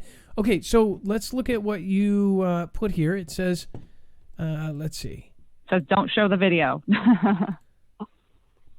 Okay. I got a copyright notification because it was Mythbusters. I made a video earlier and put it on my YouTube. So we do have a screenshot we can show to kind of show what you're talking about. So what happened? I was just throwing something together because I feel like it's relevant information. And Mythbusters, they did a really good job of putting together. It was years ago, but I feel like it's relevant today, just about the spread of germs. So, yeah, I did a compilation of some videos. So let me read this. Oh, go ahead. Sorry. So it says, please keep in mind that sneezes and coughs spread germs in the same manner. Researchers at the University of Bristol assessed that airborne survival of bacteria in aerosol droplets from coughs and sneezes. I don't know why I'm having a problem. They found the average sneeze or cough can send over 100,000 contagious germs into the air at speeds of, get this, 100 miles per hour. That's nuts. Yep. That is no fun. It's crazy. It's gross. But I saw the press conference today from Santa Clara County about the second case of unknown origins for CV. And they had a lot of contradicting information. Like they said it spreads person to person only, but then they were talking about how it can live on surfaces for many days. And they recommend that you wash your hands a lot before you touch your face and eat your foods and stuff. And they just contradict themselves so much. It's obnoxious. Well, did you see the interview? I'm pretty sure you were here when we interviewed Megan. And what they said, she said that they continually tell her to not be panicked, but then they're basically saying it like 50, 60 times, so she's panicked. It's like, how many times are you going to say, do not panic, please don't panic, hey, panic, don't panic? You know what really sent my gut into overdrive was when Trump actually came out and made statements and made Mike Pence the head of the CV, whatever, their task force. And when they send the president out to tell people not to panic, then you know that shit is crazy. Oh my God, I'm so sorry I cussed. And you said T-Man's name, which people don't understand, but it is one of the biggest filter words out there. because the owners Oh of my a God, certain... I said that. I'm so sorry. No, I'm you're so fine. nervous. I'm But sweating so much right now because every time I call, I just get really nervous. And then don't worry about it, Ilea. No. And but I'm just trying to explain to new viewers. Are like, why does that matter? On certain platforms, they are very one direction, and I'm not talking about the boy band. And if you say the other direction, and I'm not talking about NSYNC, you'll get out of NSYNC real quick, and your P score will go choo. Anyways, so yeah, that's that. I thought, why are people not talking about this? The president saying that the VP is in charge of everything. So now people are answering directly to the vice president for anything related to this. That's a huge step up. That's like going from the janitor to the CEO. Like, oh, I have a problem with your mopping here. I'm not going to go to your manager or their manager or possibly regional. I'm going to go to the CEO about your mop job. That's kind of crazy. Yeah, it's hardcore. It's scary. It's really scary. I'm freaked out by it, obviously. That's why I'm homeschooling my kid now. So you know what else they're doing on... did you notice this when you uploaded the Mythbusters thing? Now YouTube is actually asking... They have a separate thing. When you upload, there was 4 sections, and it was like visibility, content, monetization. Well, now there's a new one that is... it basically asks you to rate your own video. And it says like... You have 10 questions, and it's like, do you talk about anything death related, any current events? If you talk about this, that, and then if you say, are you sharing opinions? All right, do you have light profanity, like the H word and damn and all this? And you have to check that. And if you don't, it won't let you progress. I don't know if that's on. Well, I have less than I have 238, I think, subscribers. So I don't get questioned like that at all. It says, is this for kids? I'm like, no. See, I think it's just like a warning that says, if it's for kids, then you need to let us know. See, like, I think it's different. I think they just added something to mine. It just started happening yesterday. And now it's this whole questionnaire that I have to do before I do anything. Again, that's why I absolutely love I love some of the places here. But anyways, well, yep. Is there one last thing that you want to say before you go? No, I just wanted to urge people to watch the Mythbusters videos up on my page and try really hard to implement what they're teaching you. Sneeze and cough into your elbow. Now, can I ask you? Wash your hands often. Do you sell your necklaces that you do? Do you have like a business doing that? I do. Mm-hmm. Designs by Ilea. Okay, so you never ask, and you're like totally, you never say anything, but you made necklaces for myself and my family. I would love to give you a shout out if we could. Do you have a place that you can go to like order, or is that something that you don't want to do? I kind of, I did shut down shop a little. I mean, I'm not like active on it at the moment. I have an Etsy, but I do upload videos of me making jewelry onto my YouTube channel. But okay, so here's what I'm going to send. I'm going to send for you because I messaged you again because I need the lengths that you need for your daughters and your wife and sister. Oh, okay. I'll get back to your message. So, like, if you say the age of just the girls, the little girls, the other ones will be about 16 inches. Okay, that's awesome. And I send them your appreciate way. it, but it's just Designs by Ilea. It's on Etsy. I didn't send a thing. It's okay. It's fine. So, Ilea, I'm going to send them to your YouTube channel, and then you can go from there. And then, of course, Ilea is a longtime Foogle fam, and she never asked for a shout-out. She never asked for anything. She hand bends metal into like beautiful jewelry. She does a whole lot of stuff, but the coolest thing is like cursive writing, hand bent. I mean, it's absolutely absurd. So thank you so much, Ilea. You have a great night. And can I just say one thing? Go ahead. I just have to say one thing. Sorry. The very first time I called in, I got a lot of negative responses because I said it was a pagan. I'm a very loving person. I'm a very giving and generous person. I give when I can, what I can. And the negativity that I got when I called the first time broke my heart. And like, I literally cried. And I just want to say that if you're a true Christian, you should follow the path of Jesus and do what Jesus would do. You know, he loves everybody. It doesn't matter what race, creed, religion, any of that. So that's all I want to say. No, do you think that I completely agree. And that's why if you've watched me for years, which you have, I don't do negative responses to trolls, and I don't respond even when they're throwing me through the mud, because it doesn't make it better. You see what I'm saying? And then there was an argument last night.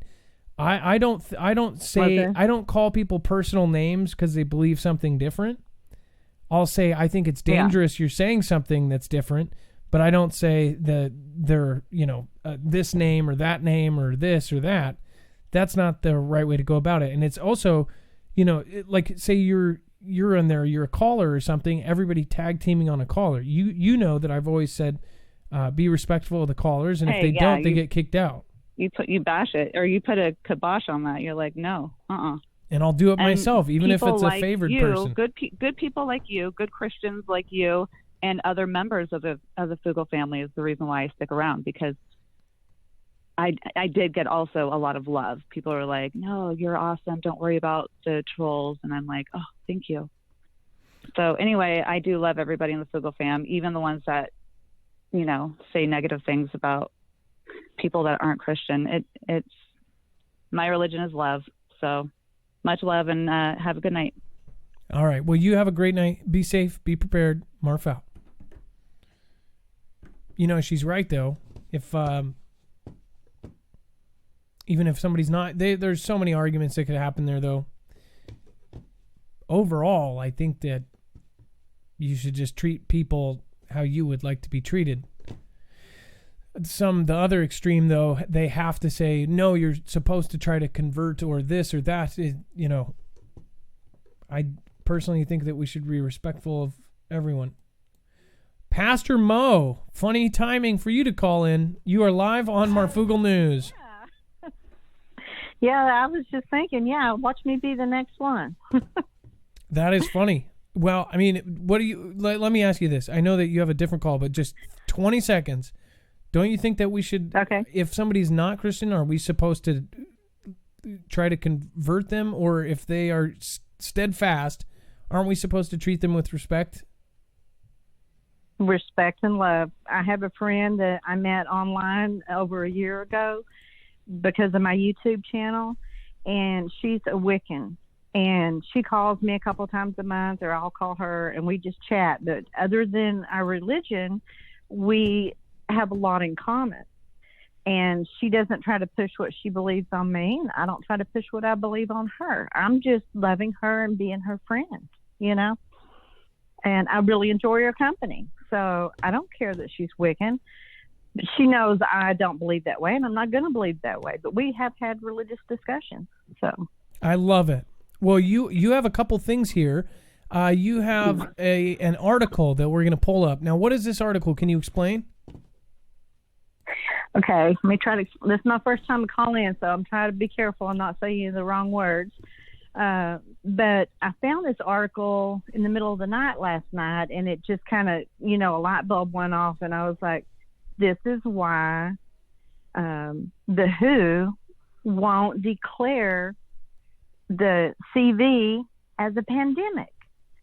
And, I'm not like a big financial person or anything like that, but when you read the article, you'll understand there is $425 million hanging in the balance if it gets declared before, I think it's June. It says in that article. So I don't know if you're going to try to read part of it. Yeah, it says. Let me try, because this is important. It says the headline is $425 million in World Bank catastrophe bonds set to default if CV is declared a pandemic by June. These are specific catastrophe bonds, And it says investors betting big against catastrophic diseases are watching the WHO closely as insurance bonds tied to whether the organization labels COVID-19 a pandemic are set to mature in June. In 2017, the World Bank designed a new way to raise money: pandemic emergency financing bonds. Over $425 million worth of such bonds, which is against a global outbreak of an infectious disease and will default if WHO declares a CV a pandemic. Whoa. I know. That's what I couldn't even go to sleep after I found it. I was like, you got to be kidding me. You can just read the handwriting on the wall. That is why the WHO won't declare it. They're working hand in hand. That's your opinion. The big bank.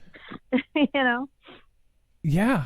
It actually says that they were sold by the World Bank in its first ever issuance of catastrophe bonds. Mm-hmm. In the event of no pandemic, investors would be paid a healthy annualized return. It will default. It will go. Yeah. Wow. Isn't that is because like the swine flu and other things, they have declared it to be a pandemic as soon as it went to 2 countries, which is the definition of a pandemic. But look at how this is all over the place, and they still won't declare it a pandemic. That's why they won't do it. No, well, that's your opinion. We've got to make sure that we... that's my opinion. I want to say something here, but I have to always say, that's the caller's opinion. It says, for large-scale investors looking for above-average returns in a bloated market, the bonds were the next logical place to hedge against disaster. At the time of issuance, then World Bank President Jim Yong Kim heralded the bonds as an opportunity to leverage capital market expertise to serve the world's poorest people. So that's pretty crazy.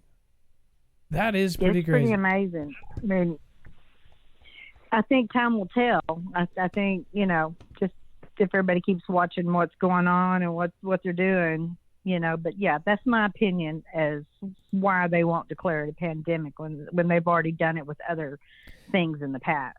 And that's the Washington Examiner, so it's not exactly it's not like Express or something. Well, yeah, it's not just some little nobody newspaper, Exactly. Well, so Pastor Mo, I appreciate you coming on. Is there anything else that you would like to say before you go? I am a little concerned that Miami won't come out with anything. They're claiming the HIPAA laws, and me and my husband had an anniversary trip we were going to go do, and I'm canceling it. I've already bought the tickets, but I'm canceling it because if they won't come out and be honest with what's going on. My husband already brought back the influenza A from there at the first of the month, and me and him got deathly ill, very deathly ill from it. And I've had flu before, but I've never had a flu like this. So it almost makes me wonder if it wasn't the other kind, because they're not testing anybody. That is, and I don't want to ask your age, but like bracket, are you in the 40 over? I'm in late 50s. Okay. So, well, specifically, and I've got a heart condition. I've got medical conditions, and it's for like 2 days. I had the worst headache you could ever imagine. And once it started, I started actually coughing up a little bit of blood in what I was coughing up. And that's when I said, maybe I better go make sure I don't have pneumonia, because he'd already went and he had type A flu. So I was like, okay, well, maybe I better go. And I already knew I had the flu. Of course, that's what I had. He had the flu and strep at the same time. That's what they said he had. But he didn't have a sore throat. My whole family got down. Mine was the 2-day headache. Mine was real bad, but I didn't get as sick as my... in fact, my kids got sicker than I did. My 5-year-old cough, and I kept saying, drink some water. Like it was almost like she was doing it on purpose. And then my 14-year-old sat for a week. She was straight sick for a week. Sat in a room, cough. That's the way we were. The cough that you couldn't control. And yep. I've still got a little bit of a cough, but I haven't ran a fever in probably a week and a half. But it's whatever this is going around right now. It's pretty tough stuff. Well, thank you, Pastor everybody Mo. Take care of yourself, get what you need, and be prepared. Well, Pastor Mo, you have a beautiful day, and God bless. And you please call in again, okay? It's your first time. Don't make it your last. I'll try. Yeah. All right. Yeah, I've tried before, but this is my first time to get through. But I appreciate everybody. And God bless everybody. Well, thank you so much. Yeah, have a great day. Let's see here. Let's see. Okay, and it looks like we're trying to keep to getting this over on the other platform. Man, oh man, that is crazy. So I hope that people understand that, that's actually going to stick with me. The call from Ilea, it kind of opened a door for me to explain something. If you are from DLive or anywhere else and you're kind of new to why this is not meant to be a click either. In fact, it's never really had such super problem with that. Everybody in chat is kind of on the same note. If you guys have noticed, we have a different kind of chat. I know there's plenty of channels with really like positive chats, but it's like you can come in, and I hope. Here's the thing: if somebody wanted to say, the world is this, and somebody else wanted to say the world is this, they could go, oh, okay, cool. Well, you think that, I think this, and not get in an argument. That has happened in here. In fact, so there's a couple of my mods that believe that, and there's a couple of mods that believe otherwise. We all get along, and it's because we're being respectful of just, it's like our brains now are set to offended all the time. It's literally trained into us. It's in our news. It's in all of the stuff they talk about. I don't know if you noticed but they cover conflict all the time. Somebody was offended by this, or this, somebody's suing because they're offended over this. That doesn't mean that you're purposely going to offend people to see if they won't be offended. No, it means respecting each other and literally getting past it, that those words go into your head and go, okay, this person believes something different. Change the subject. Let's get onto the same page. It's more finding the common ground than finding the negative parts. People get stuck. And I have to say, we have had an amazing community. My community follows me everywhere because they are really here for the rest of the community, because this is one of the best chats you'll ever be in. It's very accepting. It's not, you don't have to be a certain way. You can come and go as you please. It's honestly the coolest thing ever, because we've taken time. I mean, we've nurtured this. Like it's an amazing thing. You guys are amazing. You realize I'm not perfect, and I realize you guys are not perfect. We have some folks that are probably, I'll just be frank. We have some folks that might be off the deep end. Then we have folks that are politicians. We have folks that are military, police. We have all walks of life in the Foogle fam, and you guys are all loved. And it's not like we love you. It's like we have respect for you. We have respect for everyone here. And that's how it should be. That's how it should be every single day.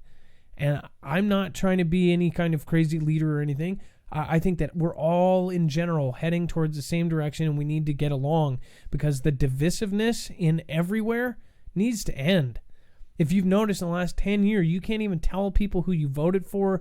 You can't do anything. I mean, people, I've told this many times on YouTube, but my aunt, her friends of 40 years, they're in their she's 70 now. They've been going for 40 years to the same cabin every year to go paint. They do watercolor. That ended about 3.5 years ago or 4 years ago when she said that she voted for T-Man. All of a sudden, her friend will not go with her. They have not talked since. They've been friends, been going to the cabin for 40 years. How strong of a relationship does that have to be to literally know that person for 40 years? And because of who she voted for, they do not talk anymore. That's disgusting to me. That's more disgusting than anything that guy could have done, is the fact that you would lose a friendship over that, over just whatever they believe. It's stupid. So I hope you guys understand, like the Ilea or any caller getting disrespected that first time around, we're not perfect. It's going to happen again. I guarantee it. Stuff like what happened last night. Those are two people I really liked, and they got in an argument. one of them did not believe the COVID thing. Said, I've been here since the beginning, but so everybody's calling me names because I think it's a hoax. That shouldn't have happened. I wasn't calling them names. I was saying I think it's dangerous for people to say that, but that was my opinion. People calling names, that turned it up. Even if it was a lighthearted thing, it wasn't. That's not what we want. Either side. If you cause drama in the chat, both of you go. Can you go for 10 minutes, or can you get kicked out that night and come back the next day and say, okay, I'm back? Most people can't. They have to be offended. So let's stop being offended. We should make a shirt. Don't be offended. I'm going to offend you. Okay. Dex, what a amazing set of calls. Thank you for... Hey, there's one more there. Oh, that's awesome. Okay, I thought that we lost her. Bigfoot Lady, you were live on Marfoogle TV. Hi, Adam. This is Leah, and I'm from Colorado, but I'm Bigfoot Lady. And you're Bigfoot Lady. I'm glad I'm glad we caught you before we left. So what's going on? Yeah. Well, you were talking earlier about the drones flying over Colorado. Yes. And I actually saw some, and I think Dex actually put my video on. Oh, you got video of it? Okay, let's pull up your video. Let's see here. Yeah. When I saw these things, I didn't really know what they were, but they looked military. They were tan-colored, flying low. And it took me back when I saw them because I couldn't figure out what the heck these things were. They flew over my house real low. You can see my camper there in the video. But they were flying low, and there was two of them. And they were hovering low, and they flew over. Oh my gosh, you actually have a legitimate sighting here. I don't know if you guys can see. Yeah. That is, let me see if I can get any closer. But they were, like you said, they were about the size of a helicopter or a little bigger. And they were flying over my house, and they were tan-colored. Trying to get it so it doesn't... And they did look military. They had no markings on them. And it was kind of creepy. I just sat there and I thought, what the heck did I just see? What now? And, what did they look like as far? They were too big to be. Huh? So did they look like planes, or did they look like helicopters? You know, they almost looked like a helicopter, but they weren't helicopters because they had blades on the sides, but no blades in the front. And they looked like a tube, kind of a tube on them.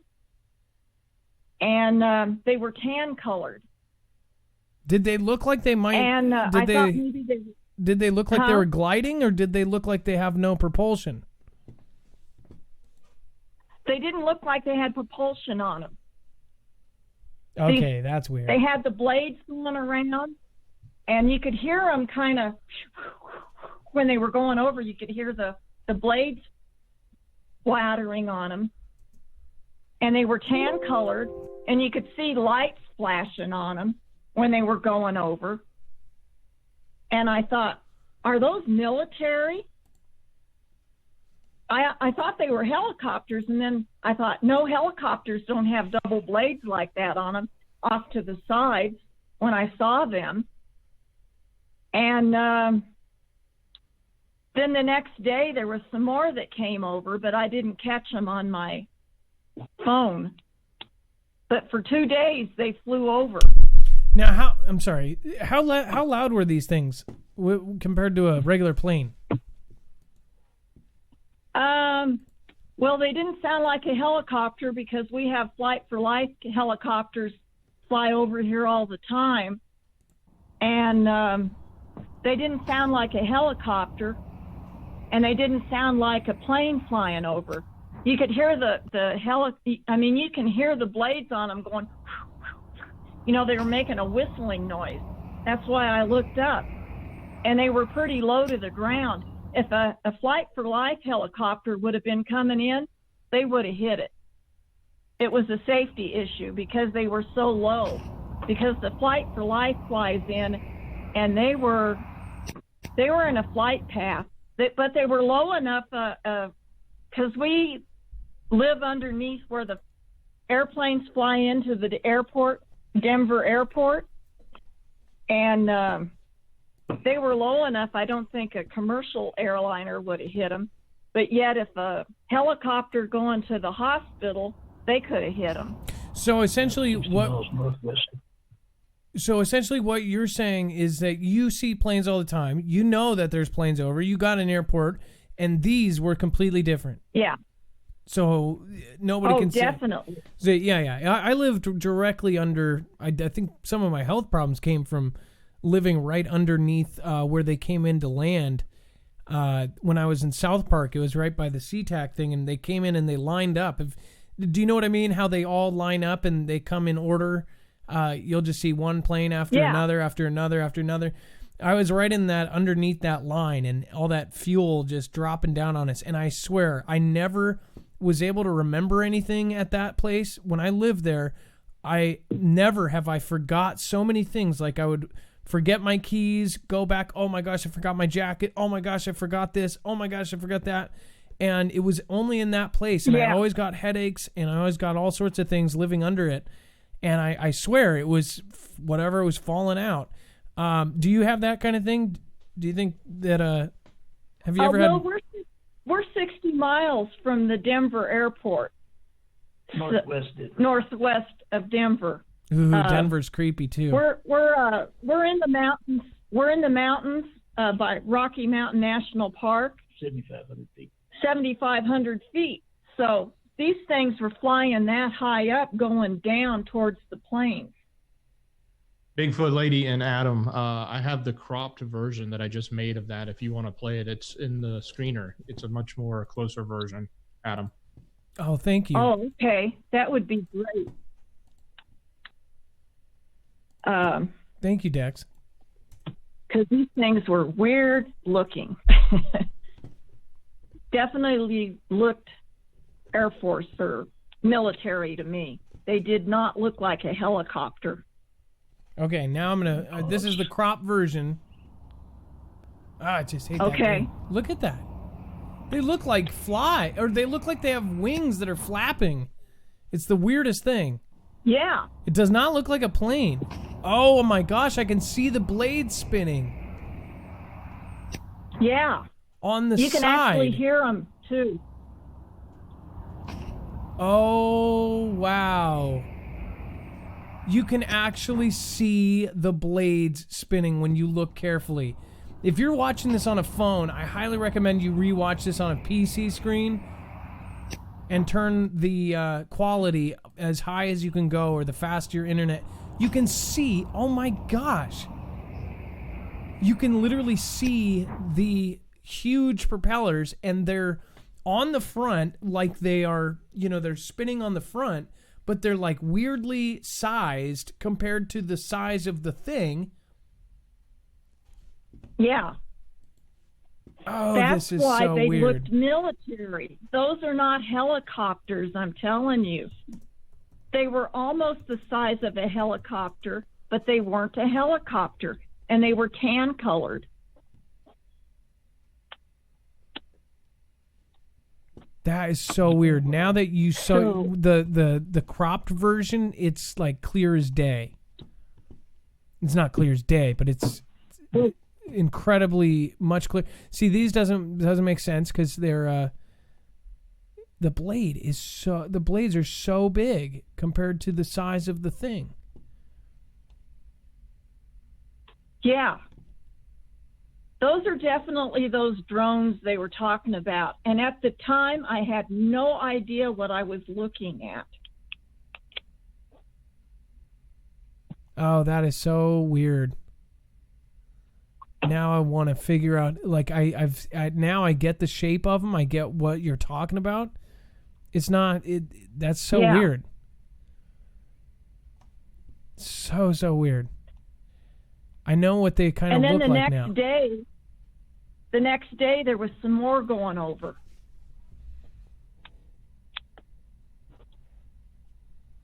Well, can you please try to, if you ever see those again, please let us know. It hasn't stopped. There's the reports on the internet have not stopped.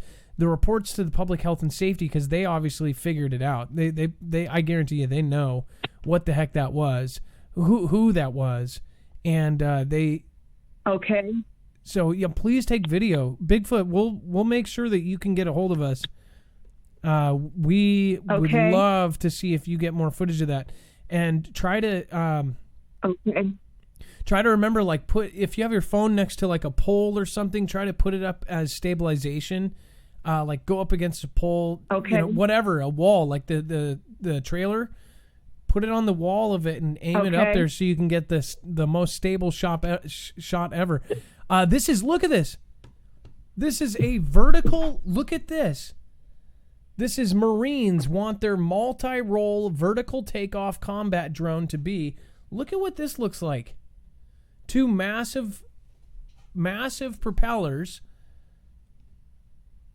tubular body, and big things. Look at this. Look at this. What does that look like? They have to be military. Those things had to have been military. Look at this. All the pictures I just looked at, this is the only one that comes close, and it says the Marines want their multi-role vertical takeoff combat drone to be. Nothing else looks like that thing.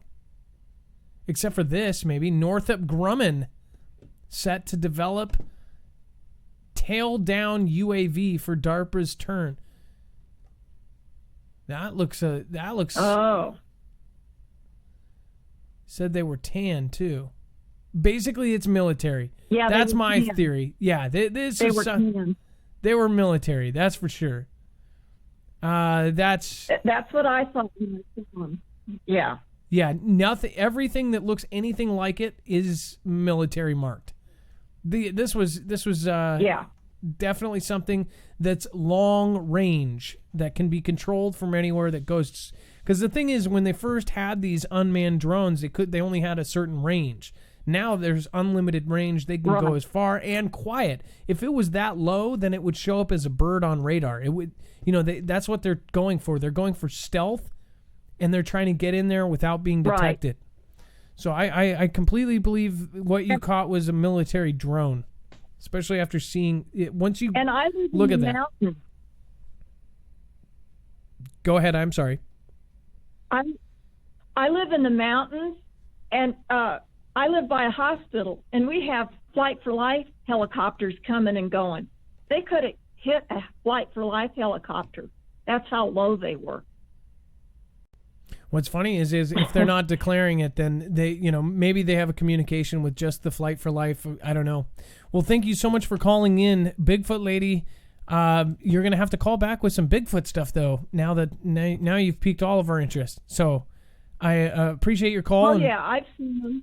I would love to talk to you on it. I've seen them in their So you're out in the woods and you actually have seen one. Might as well get your one Bigfoot story. Yeah. Okay, well, thanks for talking with me. And now you got to tell us one Bigfoot sighting. Oh, I've had many. Tell me about the one up in Star Mountain. I've had many. Well, tell us the Star Mountain. Your husband seems. I would love to hear it. Yeah, I actually had two that I saw. I heard a baby crying in the woods, and I followed it. And creepy. I had an encounter with two of these creatures, and they were over 8 feet tall. And the BFRO, the Bigfoot Research Organization, did a really good investigation on it. And I got a picture of them, and then my phone went dead. They can actually drain batteries on your phone and cameras. That actually, we've had a lot of callers over the 2 years that we've been on, 5 nights a week or more or less. And, people have actually said that that's a thing with UFOs and Bigfoot. So what if Bigfoot was a UFO or one version of an extraterrestrial or something? The two things that are in common. Yeah, they kind of think so. And I got zapped. I lost where I was at. My husband I had a walkie-talkie. After my sighting, he had to help me get down off the mountain. I lost where I was at. It was pretty intense. You have seen a picture of it. I can send Dex a picture. Well, I would love to have you on. We've talked about just doing any kind of, weird sightings, UFO and things like that. A whole episode dedicated to weird sightings, whether that be Loch Ness, Bigfoot, or UFO. I'd love to contact you. We'll keep your stuff in there. Thank you for calling in tonight, Bigfoot lady. And then, of course, tell your husband to call in too. I can hear him in the background there. Appreciate you guys calling in tonight, okay? Okay, we watch you often. Well, nice to meet you guys, and nice to meet you, sir. Thank you very much, and we will talk to you later. Okay, let's see here. I'm glad we got her in there. That I actually, when you see it, I know that if you're looking at that on the phone, that it's not going to be the same. When you see it on my screen, I can see the huge propellers, and they, when you're looking at propellers spinning, you can see the image kind of go flip, flip, flip. They're going, I know they're going fast, but they're not going like plane fast. They're going drone fast. Those aren't heavy. Like they're gliding, so the propellers only have to spin so fast. It's probably on purpose because they are going for long range on little power. It was just weird. It's just weird. Because the light materials that they're using at DARPA, insane. I saw some videos. The thing weighed less than a carton of milk, but it could literally fly with a human on its back. It was just so weird. All right, well, Dex, let's see here. I wanted to make sure. Let's see here. Dex, I think I turned you down. How about now? You're good. Okay. So for the fam, you guys can go back and rewind and watch the video and see what Bigfoot lady put in the video, but I'm going to crop down just some images of it and put it on the website so you guys can see those images if you want to look at them closely. And yeah, I'm sure you'll actually get, when you see it up close and when you see it in high quality, you can actually see the propellers spinning. Looks like we have Touge on. Touge is always a safe bet, and he's very smart man. He's got a really great What's that channel name again? Touge is short for The Ugly. You guys will see what you're talking about. Okay. Yep. He's actually incredibly smart guy. He's in fact he's just a good guy. He's always covering very similar topics. All right, let's see here. Thank you guys so much for following me everywhere you may go. I hope you guys, if we do host somebody, it's usually somebody we appreciate. Otherwise, we host 5 unique people a month at least. So I appreciate all of you coming. Now it is time. It's not an outro. It's not a shout out. It's a shoutro. It's where I say thank you to the most important people here. You. Marf out.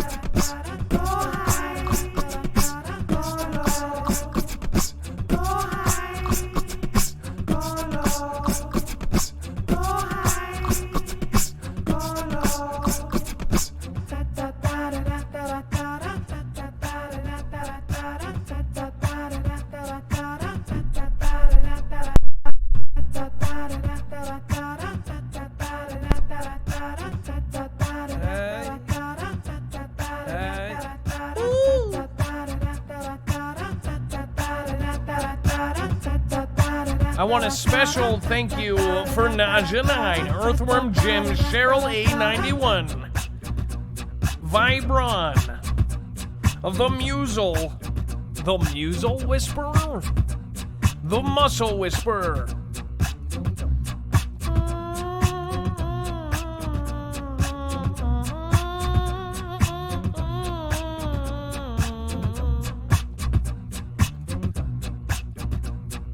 Jason 78 and Darlene away. Then you've got the Yabba Dabba Taxi, Rebel Row and the Old Man J,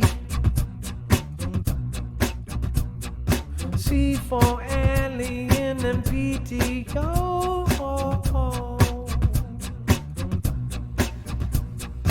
Hey, come on, is here. No one said that Nicolia 44 fear.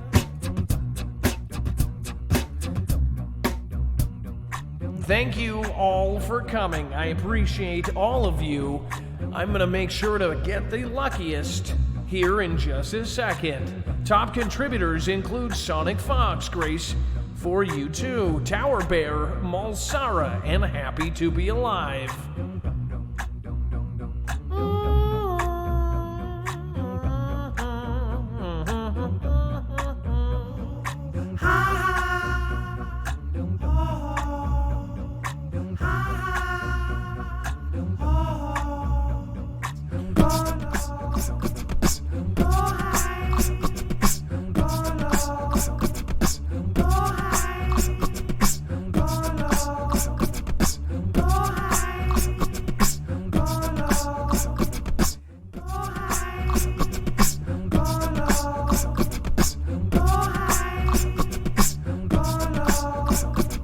Rain White 1967, Alaska and Barefoot and Lass. I'll bring you the AC Truth Tiger and the Morpheus USA.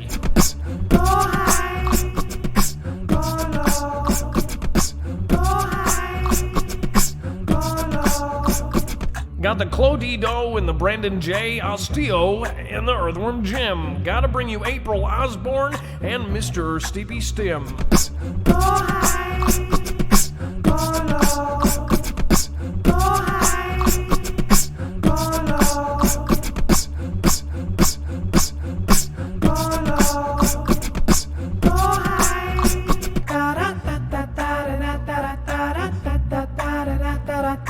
Shane XCS and World News Jumbo Jimbo 727 and the GCW.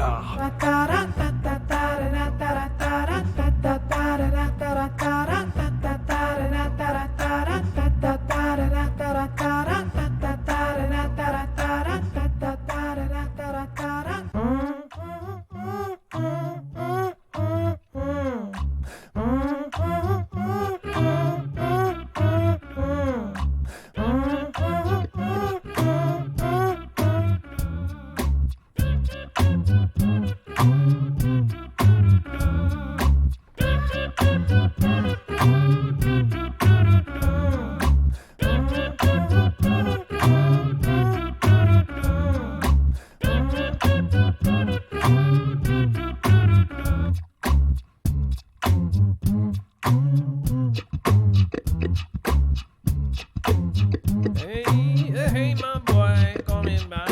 Hey, you've got that once Maria, that moon face 5 and the rest of the night. Rio, IRT 19 and the need to call us 360. Hey, music whisperer on my soul, doesn't matter what you say, but the Aussies walk about. Got the I got that baby starter with that boom boom me with a G-Van 365 and a 360 kicking it now. Boom, ha, ha, ha, boom, boom.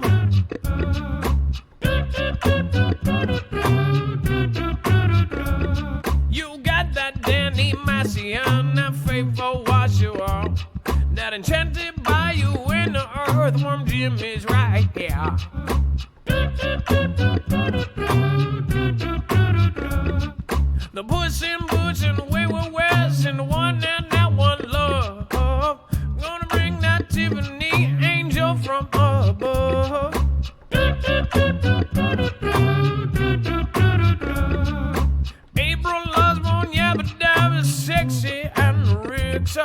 a rickshaw up, but that is now in the Morpheus USA.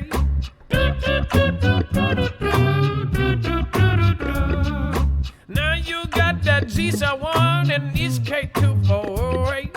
Got that Crystal Virgo with that GMB car.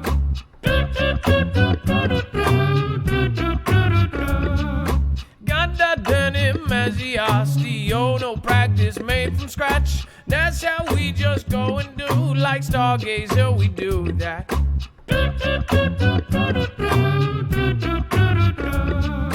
Gonna sit on the nappy couch and hang out with the forester. Gonna go for some trees, then gonna deforest 'em.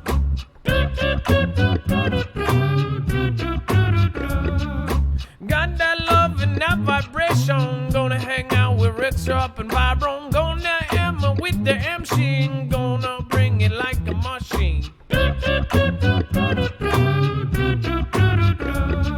The rebel dolphins and the gray go too with the embattled sun.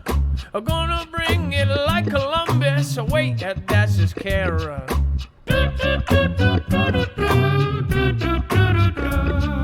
Now make it 3, Mr.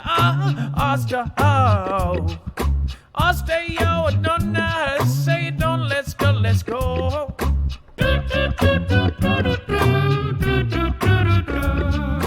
Darlene awaken, the Vibron gonna go all the way with the Kevin Fogel farm.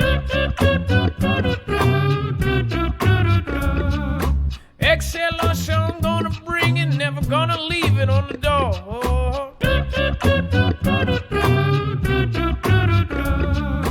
Got that hold that chest opening, got that Mary Shaw. Got that Baker, babe, gonna go to the pop.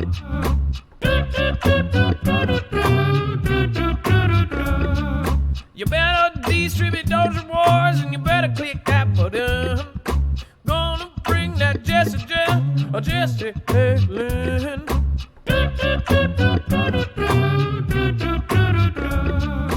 Oh, you got them battle one, hanging out with that son.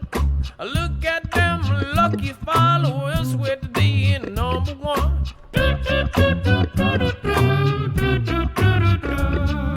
Looks like my mom was one, and that is so good.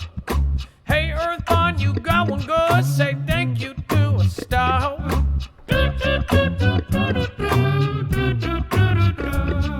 The J Farm and that Dragon Girl with the Brandon J. And now they say lovely starts is gonna go and say.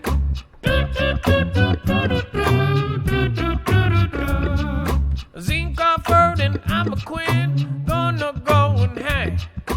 Gonna see for Alien and April Osborne.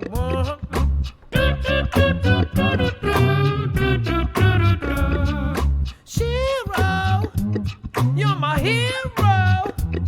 Gonna bring it back on down. And Chatty Bayou and all the rest making blogs down.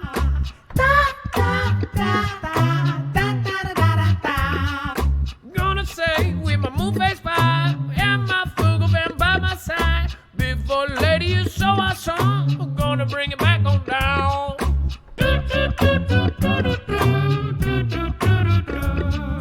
Gonna bring it back and down. Gonna bring it back. Gonna bring it back and down.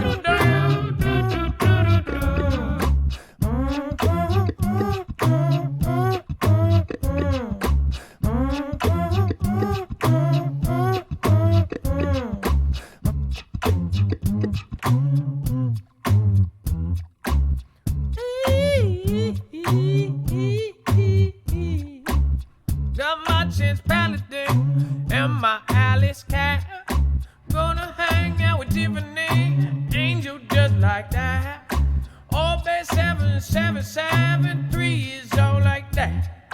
Oh, J-Book 42, you go, oh, hang out with Ray White. Night everyone from a dawn, all the way on dusk to dawn. Carry us and bring it down, hope you want to press. Got that lost snow shout out for doesn't exist no more. Oh, oh, oh, oh, oh, oh,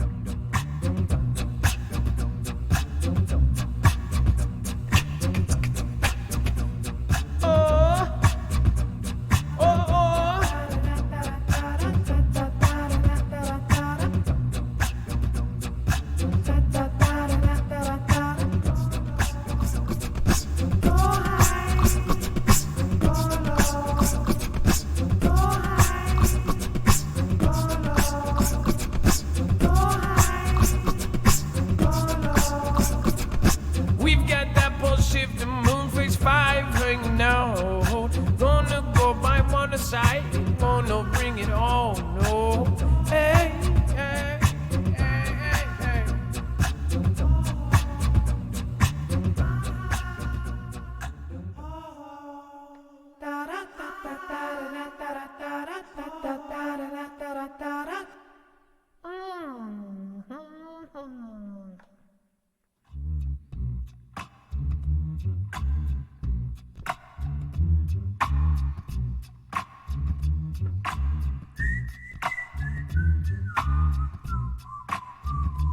I don't like it.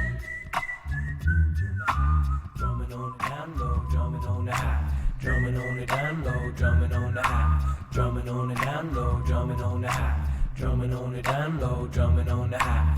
Hey, Tiffany Angel, got to bring it right on back.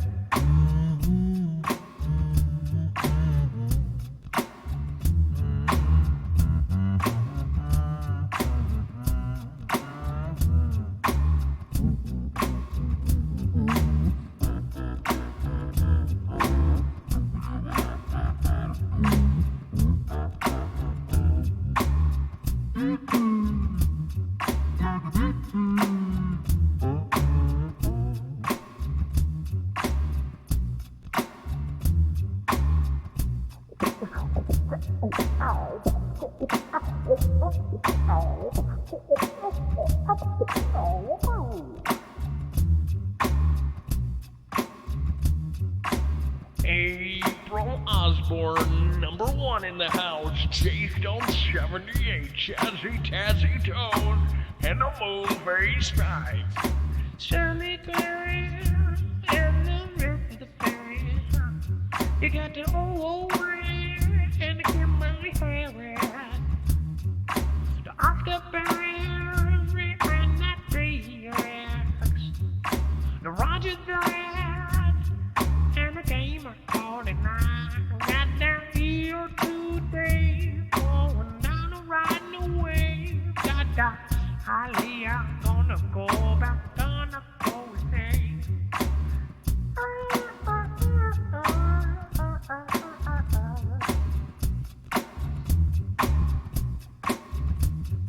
Got the Vaneki Potassium P-Rock Spirit. Oh yeah, got that deep Canterbury on the street. Right here.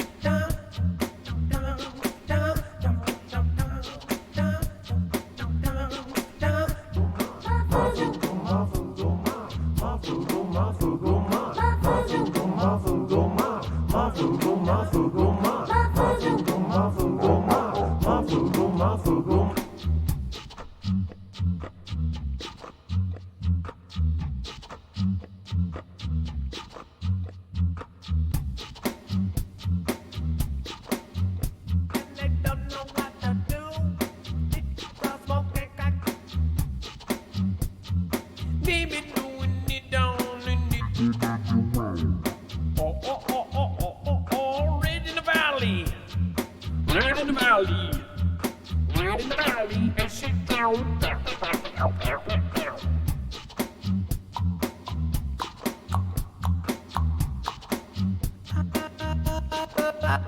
The way that you go back and running for. I love the way we go.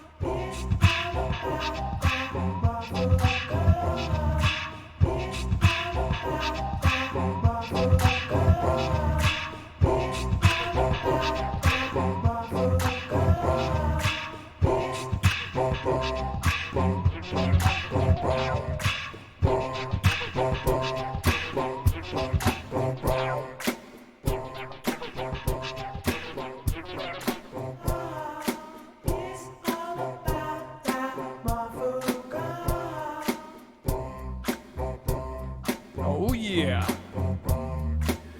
We've had the channel for about a month and a half over here on D-Live. Yes, we're up at a past 11,000, but that's not counting the 150 over on one channel and 107 on the other. That's why, because we've got a bigger channel over on YouTube, brother.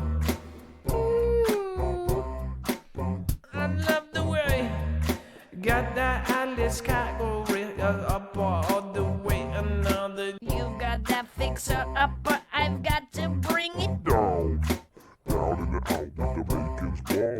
Names all on, with that ball. Moon phase 5. Coming back ride. I'm about to hit it like whoop whoop ah.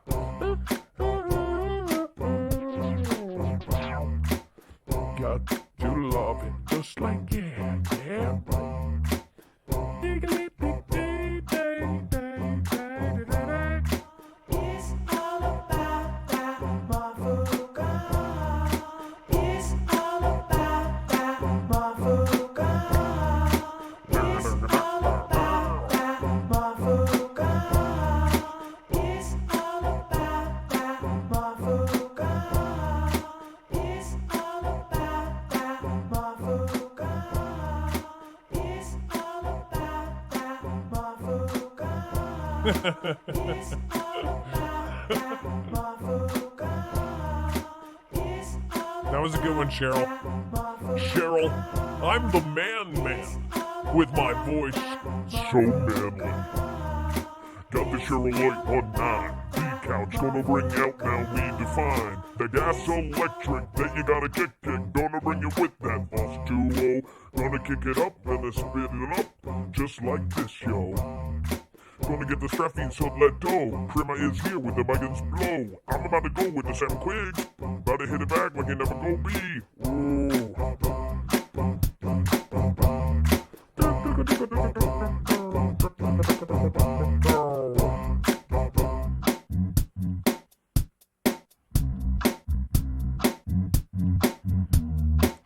Oh yeah.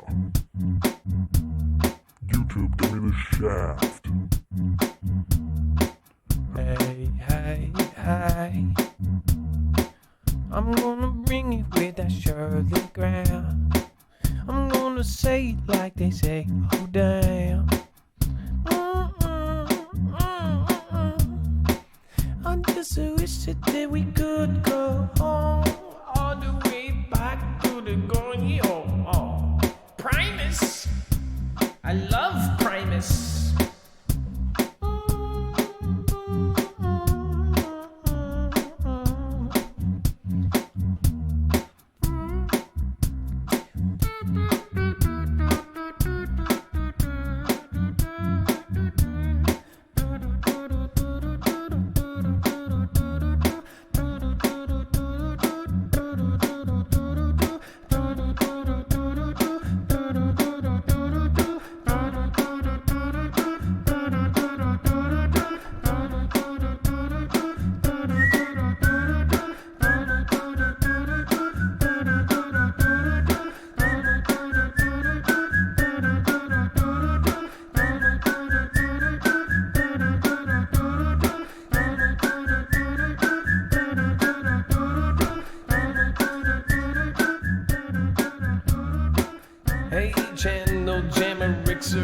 George and B. Cox. I'm gonna say hello to the Charlie Grahams in the rocks. Hey, thank you so much for supporting me, Vanekipa, Tashio, Ioto, Dave, and the Gamer 49, Roger that, Oscar Berry, and the Dex, with the Kimberly Harris and the Shirley Graham. Hugs and love.